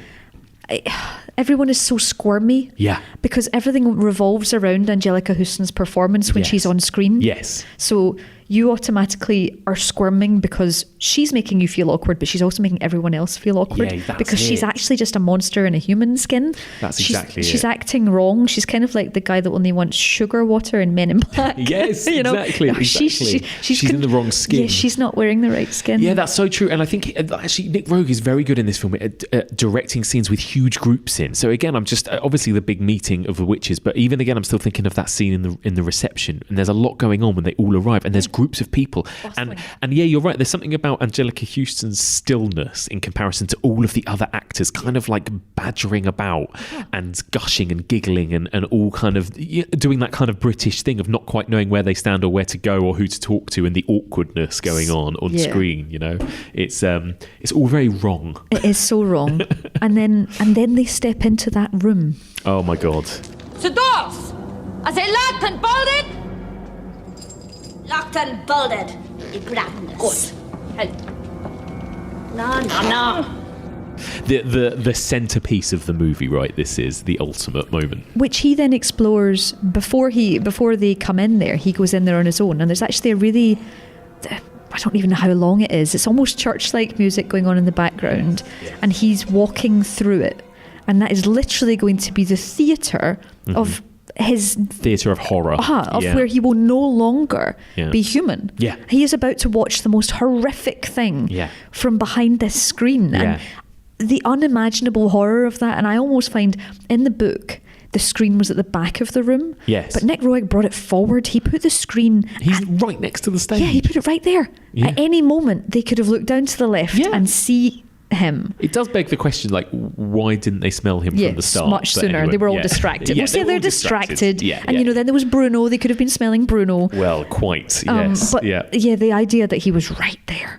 Right there. So this incredible scene where they must have like 100 and something extras. They've got the Grand High Witch on stage, and they all suddenly reveal. She says, "Remove your wigs, remove your wigs, remove your shoes." And now that you've said it, I keep thinking of like some sort of Nazi rally. I mean, even the way that she brings her hand up. That she brings her hand up, everyone stands up, and even the way that there's kind of like those red banners on the stage and everything. Even the way it looks, like that must have been in Nick Roeg's mind when he directed it. Definitely. I think when she brings her hand up, though, it feels really unnatural and strange, but it means that it matches the Quentin Blake cover. Oh, it does, yes. So exactly. It's this hand up. And it's when she's still beautiful, and she still has this wonderful, the perfect face. And even the illustration has this perfect face. Yes. And then her standing in that perfect shot while all these other monsters are starting to reveal themselves. And again, the way that this is directed and the extreme close-ups, like not just close-ups, but Nick Roeg puts his camera as far into these women's faces as is possible to get. So of course they're going to look monstrous and hideous. It's horrific. They do look like a Quentin Blake character. Yes, all of them. Like a kind of jaggedy edged. The teeth. It's almost teeth. It's almost like they've thrown in all these extra teeth. I have a teeth thing, so there's just so many teeth. And there's that one. I think it's the witch that tries to lure him down from the tree. Yes. There's always close-ups of her, and she goes and licks her lips. She licks her teeth with her tongue, doesn't she? It's those extra levels of character details. I know it's talking about a scene a little bit later on, but it is. She's sitting next to the Grand High Witch in the soup scene. Yes. But next to her is an elderly witch, and she tucks the elderly witch's little napkin round her neck and sort of pats her. Yes. And there's these weird character moments that you're thinking, this is Why? all so real. Yes. This is these monsters look out for each other, and there's behaviors, and you know they're all happy when one of them flames and turns into sparks. Yes. But there's a weird community of them. Totally. And I think there is something about, like, when I was a kid, I used to have to go every night, at school and stuff, I would get dragged to go to church, and church would be filled with old ladies. And there was something when you're very young, I obviously don't feel this way anymore, it sounds quite harsh, but there's something when you're young quite frightening looking about old people. Yes. The way that their faces are, or the way their skin hangs off, or the way their teeth look, or whatever. And also, old people, because they're usually actually quite nice and friendly and love children, they will get very close to you. Like you said, they might kiss you. They might kiss you on the face. They might, and it's like, it's quite They might kiss you on the... They do though. They do. They go straight in. Please don't kiss me. And then you're just like, then you wonder when you can turn around to smudge the kiss that you can still feel on your face off your face. Exactly. It's hideous. And it is kind of nightmarish when you're a child. And somehow he captures that with getting right up in these old ladies' faces. And then suddenly you're seeing the scratch marks under the hair, the horrible warts. Scalp rash and everything. And then the horrible little toes, the chopped off toes, because all these hideous shoes come off. And there's these shots from between the chair legs, basically, of all these little like warped feet, in flesh-coloured tights. It's the little details that are just genius. And I think I never noticed until watching it as an adult, and I'd messaged you about this, that there are men in that. So it's full of men. Nick Roeg has cast a load of male actors dressed as women as well. There's loads of men. And, probably as many men as there are women, and they're not just in that scene, they're in the whole hotel. The whole thing. Yeah. And it's not just like, pretty feminine looking men. These are like men with like stubble and stuff, like old scraggly looking men. It's bizarre, and that was clearly it's not like there's not any women. No, that was a decision. It was absolutely, and it works because again it adds that like, whoa, what am I looking at here? One of them is Michael Palin. Yep. Michael Palin. I couldn't believe it. I had to pause it, and I sent you a screenshot. I was like, Louise, it's Michael Palin.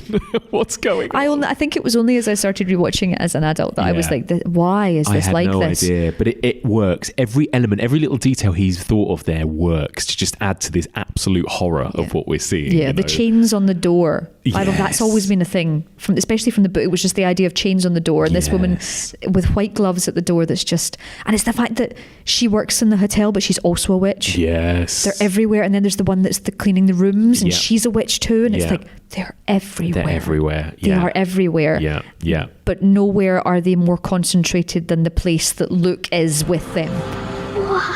Witches of England, your disgrace. Miserable witches. You're good-for-nothing worms. Everywhere I look, I see the repulsive sight of hundreds, thousands of revolting little children. And oh god! And then let me ask, because this is also produced by the Jim Henson Company, so there are a lot of like Jim Henson-esque. Speaking of Labyrinth and stuff like that, there are a lot of Jim Henson-esque practical effects, and there's puppetry, which we'll get to later with the mice and stuff. But what do you think of we touched upon this briefly, but the way in which the mask works with the Grand High Witch and how she pulls off her face and reveals that hideous nose and haggard face underneath? It's literally the stuff that I think. When I remember watching it in Primary 3, and it's not that you knew it was, if you'd read the book, you knew that the Grand High Witch had a horrible face. Yes. You knew that. Yeah. But there was no preparing. There was no preparing at all for the fact that she would peel off her face, and what is underneath is so abhorrent and horrible, and enormous nose and scraggly weird hairs. It's like the bits of hair on a balding head. It's the hair. The hair is somehow, it's almost like every time I look at it, something gets worse. Yes. And the chest. Yes, there. the whole chest piece. Yes. There's a whole sunken creatureness, and now it's suddenly a monstrosity in a dress, wearing the same dress. She's got that bow on the bow on the back still there. Yeah. But yet she is this hideousness. And the accent gets more Eastern European. Yes. It gets even more extreme as well when she takes off the mask. The voice gets more monstrous. Yes.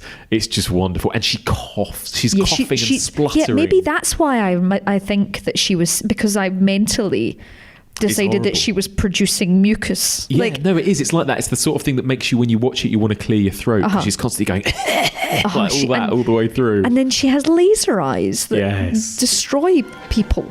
That lady promised me 6 whole bars of cream whipped hazelnut milk chocolate. Let me talk about how much I love Bruno Jenkins as well, because then Bruno Jenkins bless him, so good. My mum reminded me that when I was a kid, I always used to quote Bruno Jenkins because I found it hilarious. Whenever my mum would make me sandwiches, I'd go, "I do hope there's butter in the sandwiches. I hate margarine," or whatever it is.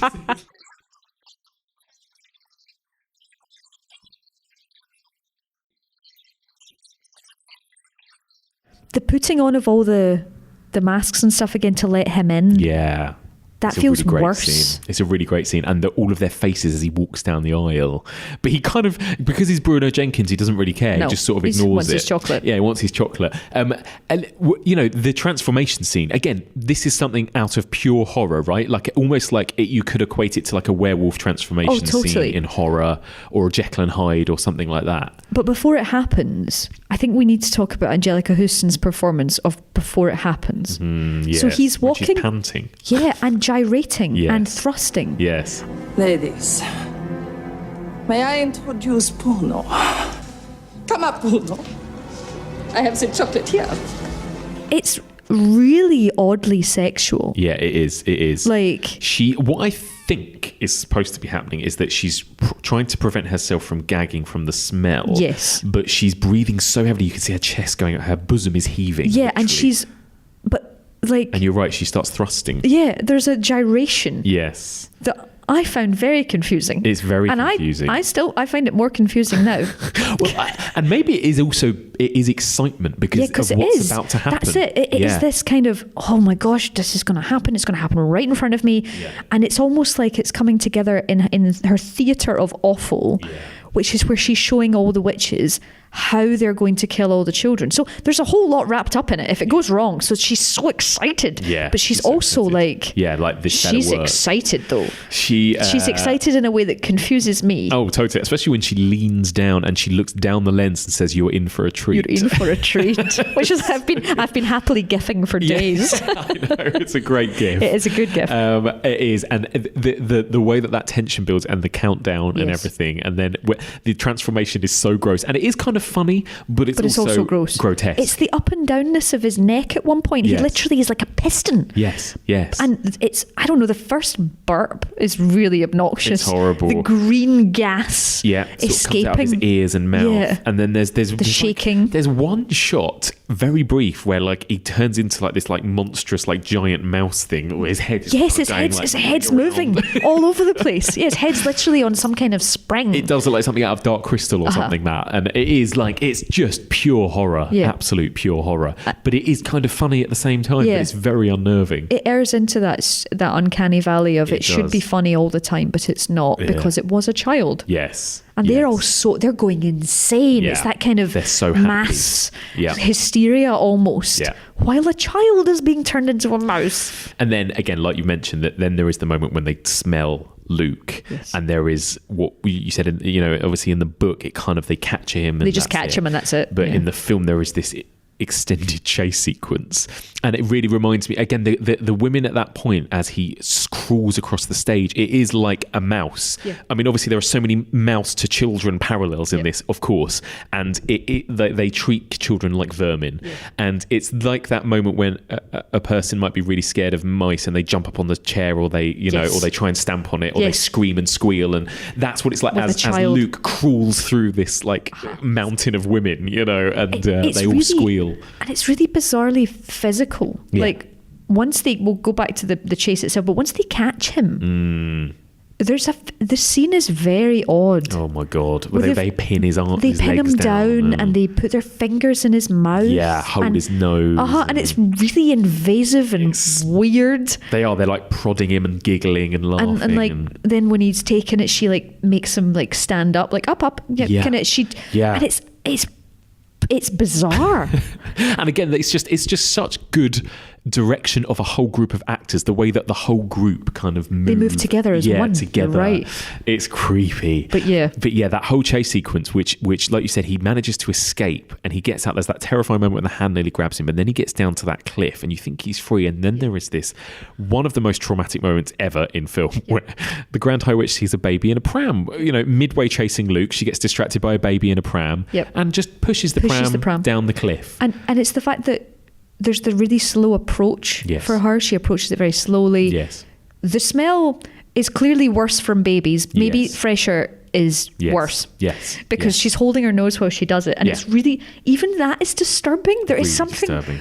It's and then and this is just this poor mother is sitting there on the bench, like having a rest, going down by the sea and Newquay or wherever it is. It's just this lovely place, lovely thing. Everything is safe, and it's the old fashioned pram. I think that's part of it as well. That is, It's very. It adds to it, definitely. Yeah, and then this just pushing it down a hill.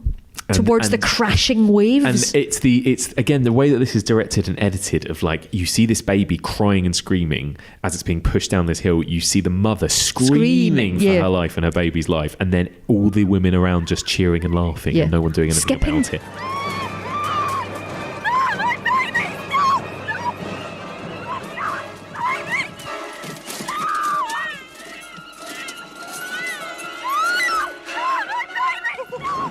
Baby in a pram.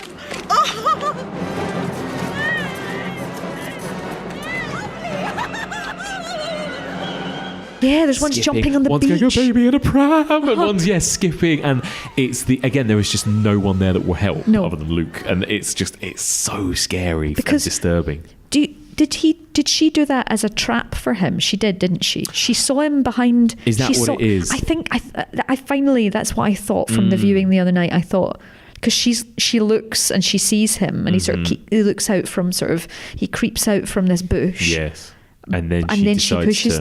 So it's almost like the bait. God, because she knows he will, really, because he's a good person. Yeah, and she's awful. What do you think of then Luke and Bruno as mice? Oh my gosh, they're so fucking cute. So cute. I love the fact that it switches between them being real mice and then being Jim Henson mice, because Jim Henson mice it's almost like this lovely absolute, almost, it shouldn't be a sigh of relief, but after the sheer tension, the comedy of Bruno not really knowing he's a mouse but eating icing off a cake under a stage, and the delightful fluffiness of them. It's actually, from this point onwards, it's less scary now. It's fine now. That they're mice, it's like, okay, we're all right now. Yeah, we're mice now. We're okay. Yeah. You're cute. Yeah. And you kind of think the worst thing that could happen to them now has happened, I think, as a child watching it, So, yeah, and although, more peril for Luke as he climbs through the kitchen as a mouse, which is pretty horrible. Yes, Luke, yeah. But I think it definitely then takes a turn into being much more of a kid's adventure film, I suppose, than the first half. Because the premise is now revenge. Yes, we'll catch the witches. How do we get back at them? Yes. Which is much more narratively predictable, and therefore you're not so much on the complete edge of your seat. You're not like, oh gosh, what's going to happen now? But again, I think really, really brilliantly directed, the way in which the mice have to navigate their way through the hotel corridors and through rooms, and when you see the people's feet and just those kind of low camera angles and everything. And like you said, the way that it switches from real mice to puppet mice. It's fun. It's great. Fun. It's really fun. Bruno Jenkins doesn't like running. It's all great. It's all great fun. Because he's exactly the same. Yeah. But I think there is a sense of, once they've decided to get into the room with the cat, that's horrible. That's horrible. The cat is scary. The cat is really scary. Yeah. Funnily enough, I went to see, when I was, I don't know how old, I must have been 11 or 12, there was a showing of The Witches as a stage play with actual magic. Oh, cool. But I remember there was the bit where they were full-size mice, obviously they were the actors, but they had the Grand High Witch looked under the bed, because in the book they end up under the bed and they find he finds a frog that he thinks might have been transformed from a child as well, and the frog's just kind of there looking sadly at him. But in the stage play, the witch looked under the bed and this enormous Quentin Blake face descended, probably about the size of 3 people, descended from the back of the stage to look under, and you felt the size of the mice. And that was exactly what Roeg did. He made you feel small, understanding size. Yes, he was very, very good at scale, definitely, which is so important for,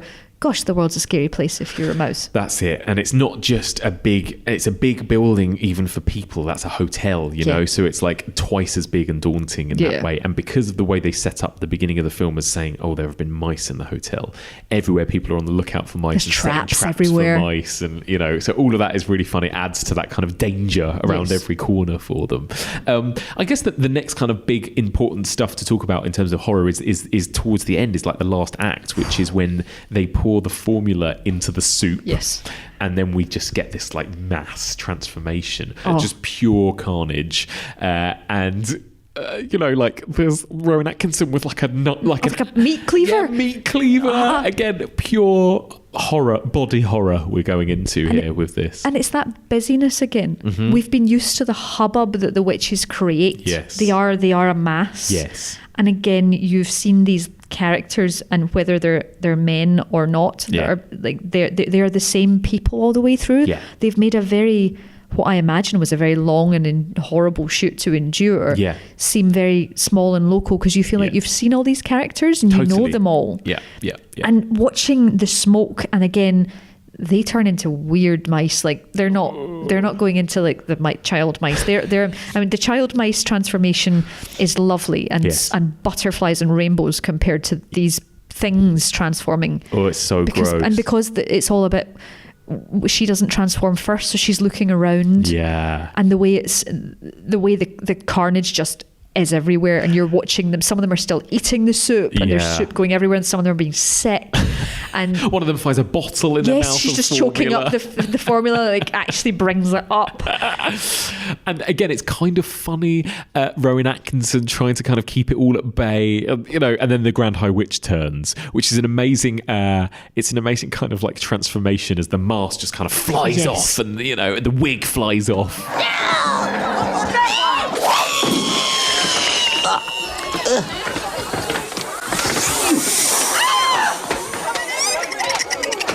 Again, it's doing that sort of Peter Jackson gross. It is Peter Jackson. That's exactly what it is. Even the way that it's filmed and the look of those puppets, it is like something out of Brain Dead. You're right. It's really Brain Dead-y, because that's what when the first time I saw Brain Dead with the soup. That actually makes me do the Grand High Witch when she talks about children. Oh my God, that's so right. The way that that's filmed is very Peter Jackson. Extensively gross. And again, just the boldness of putting that in a kids' film is unbelievable. Because kids' films can be gross. The BFG with his, you know... Oh my God, that's something we didn't talk about that was also terrifying. BFG, the animated BFG from the 80s, truly nightmarish. The Other Giants. As well. The Other Giants. Oh my God.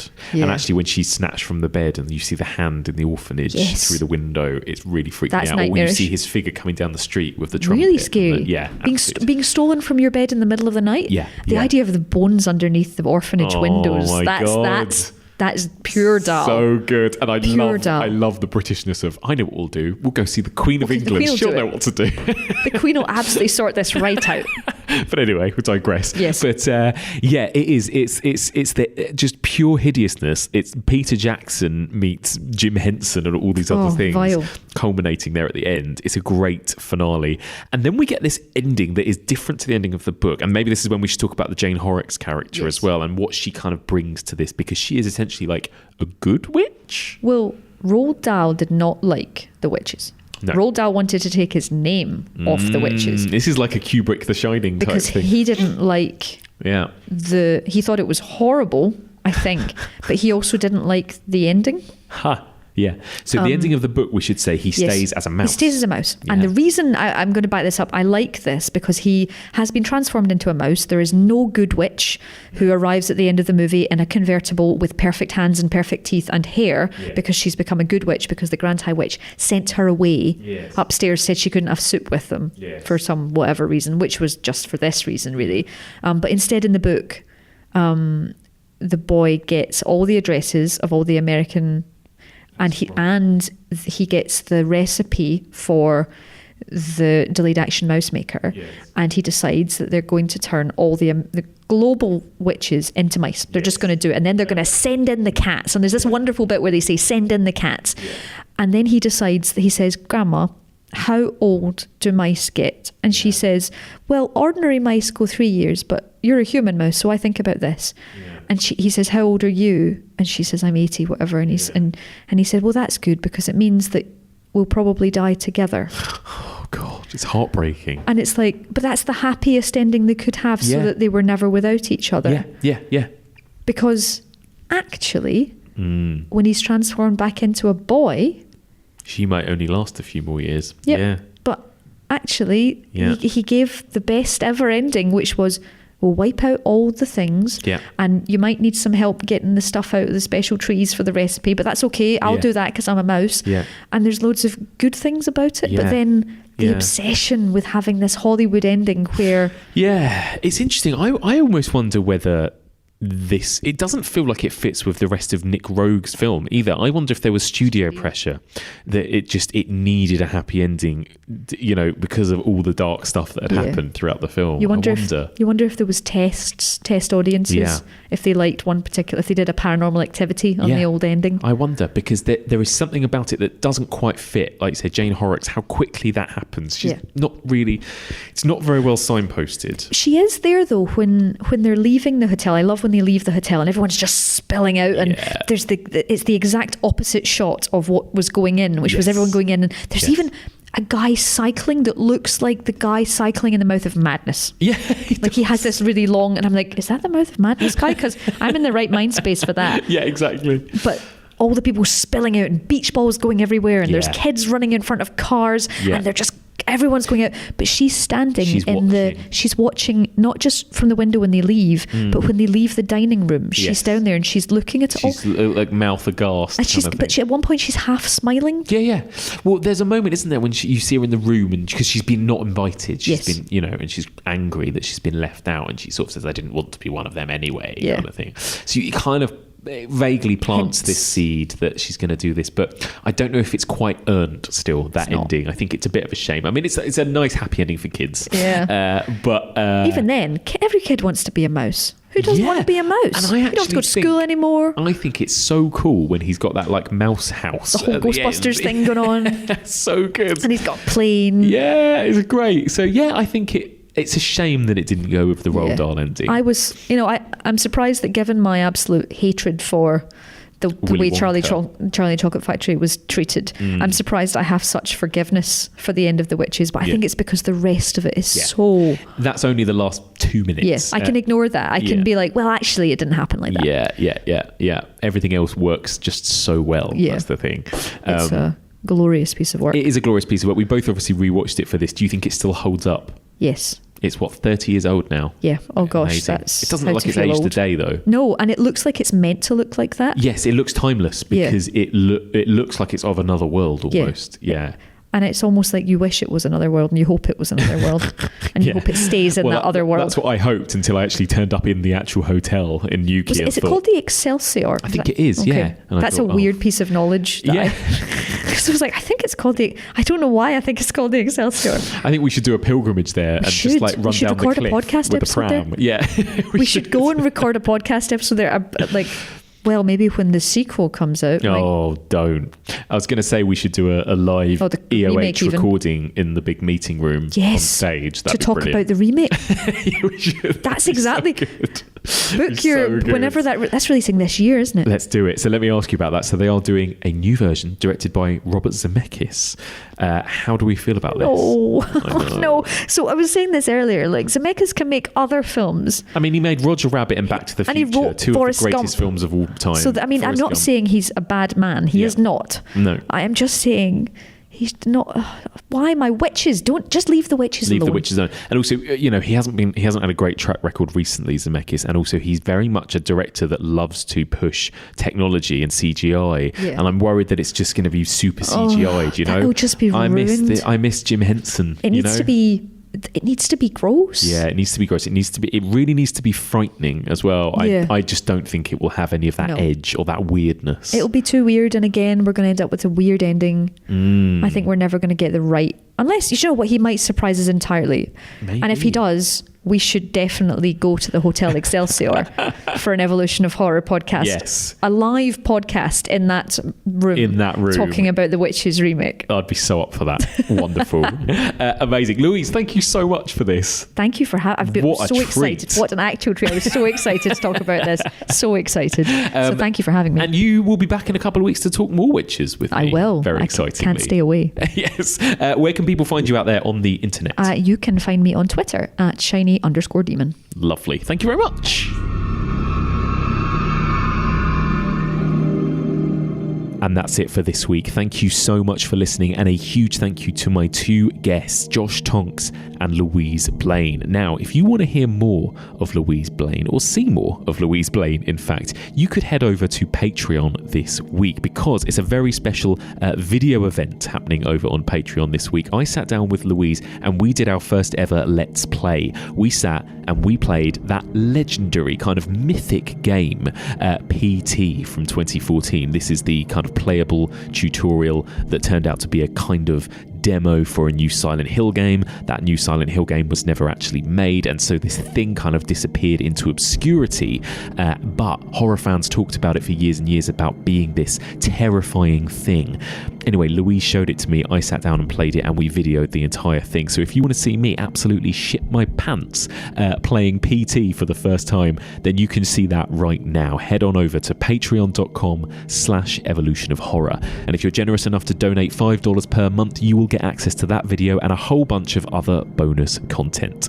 So, what did you think of this week's episode, and what do you think of these two movies, The Witches of Eastwick and The Witches? Both such strange movies, both movies that are impossible to define and put into a box. I love them both, and I would love to hear your thoughts. Please do get in touch. The email address is evolutionofhorror@gmail.com. You can also find us on Twitter, Facebook, Instagram, and Letterboxd. And if you want to discuss this movie with fellow horror fans and other listeners of the podcast, simply join our discussion group. That's the Evolution of Horror discussion group, and that can be found on Facebook. You can find all previous episodes and series of this podcast on our website. Simply go to evolutionofhorror.com.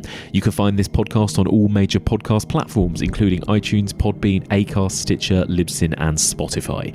Please do subscribe to us. Please do tweet about us, spread the word about us, and if you haven't done so already, I would really appreciate if you could spare a minute or two to leave us a little review on Apple Podcasts. That really helps us get discovered by new listeners.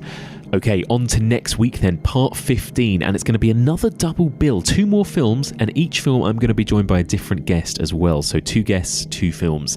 Next week it's going to be 2 films that, at least to begin with, on the face of things, seem more like sort of procedural cop dramas before they go all occult.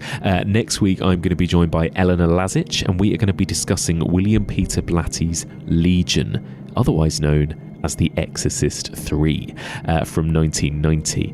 Not only that, I'm going to be joined by Lou Thomas, and we are going to be discussing Alan Parker's creepy classic starring Robert De Niro, Angel Heart from 1987. That's going to be quite the double bill. Join us next week for all of this and more on the Evolution of Horror.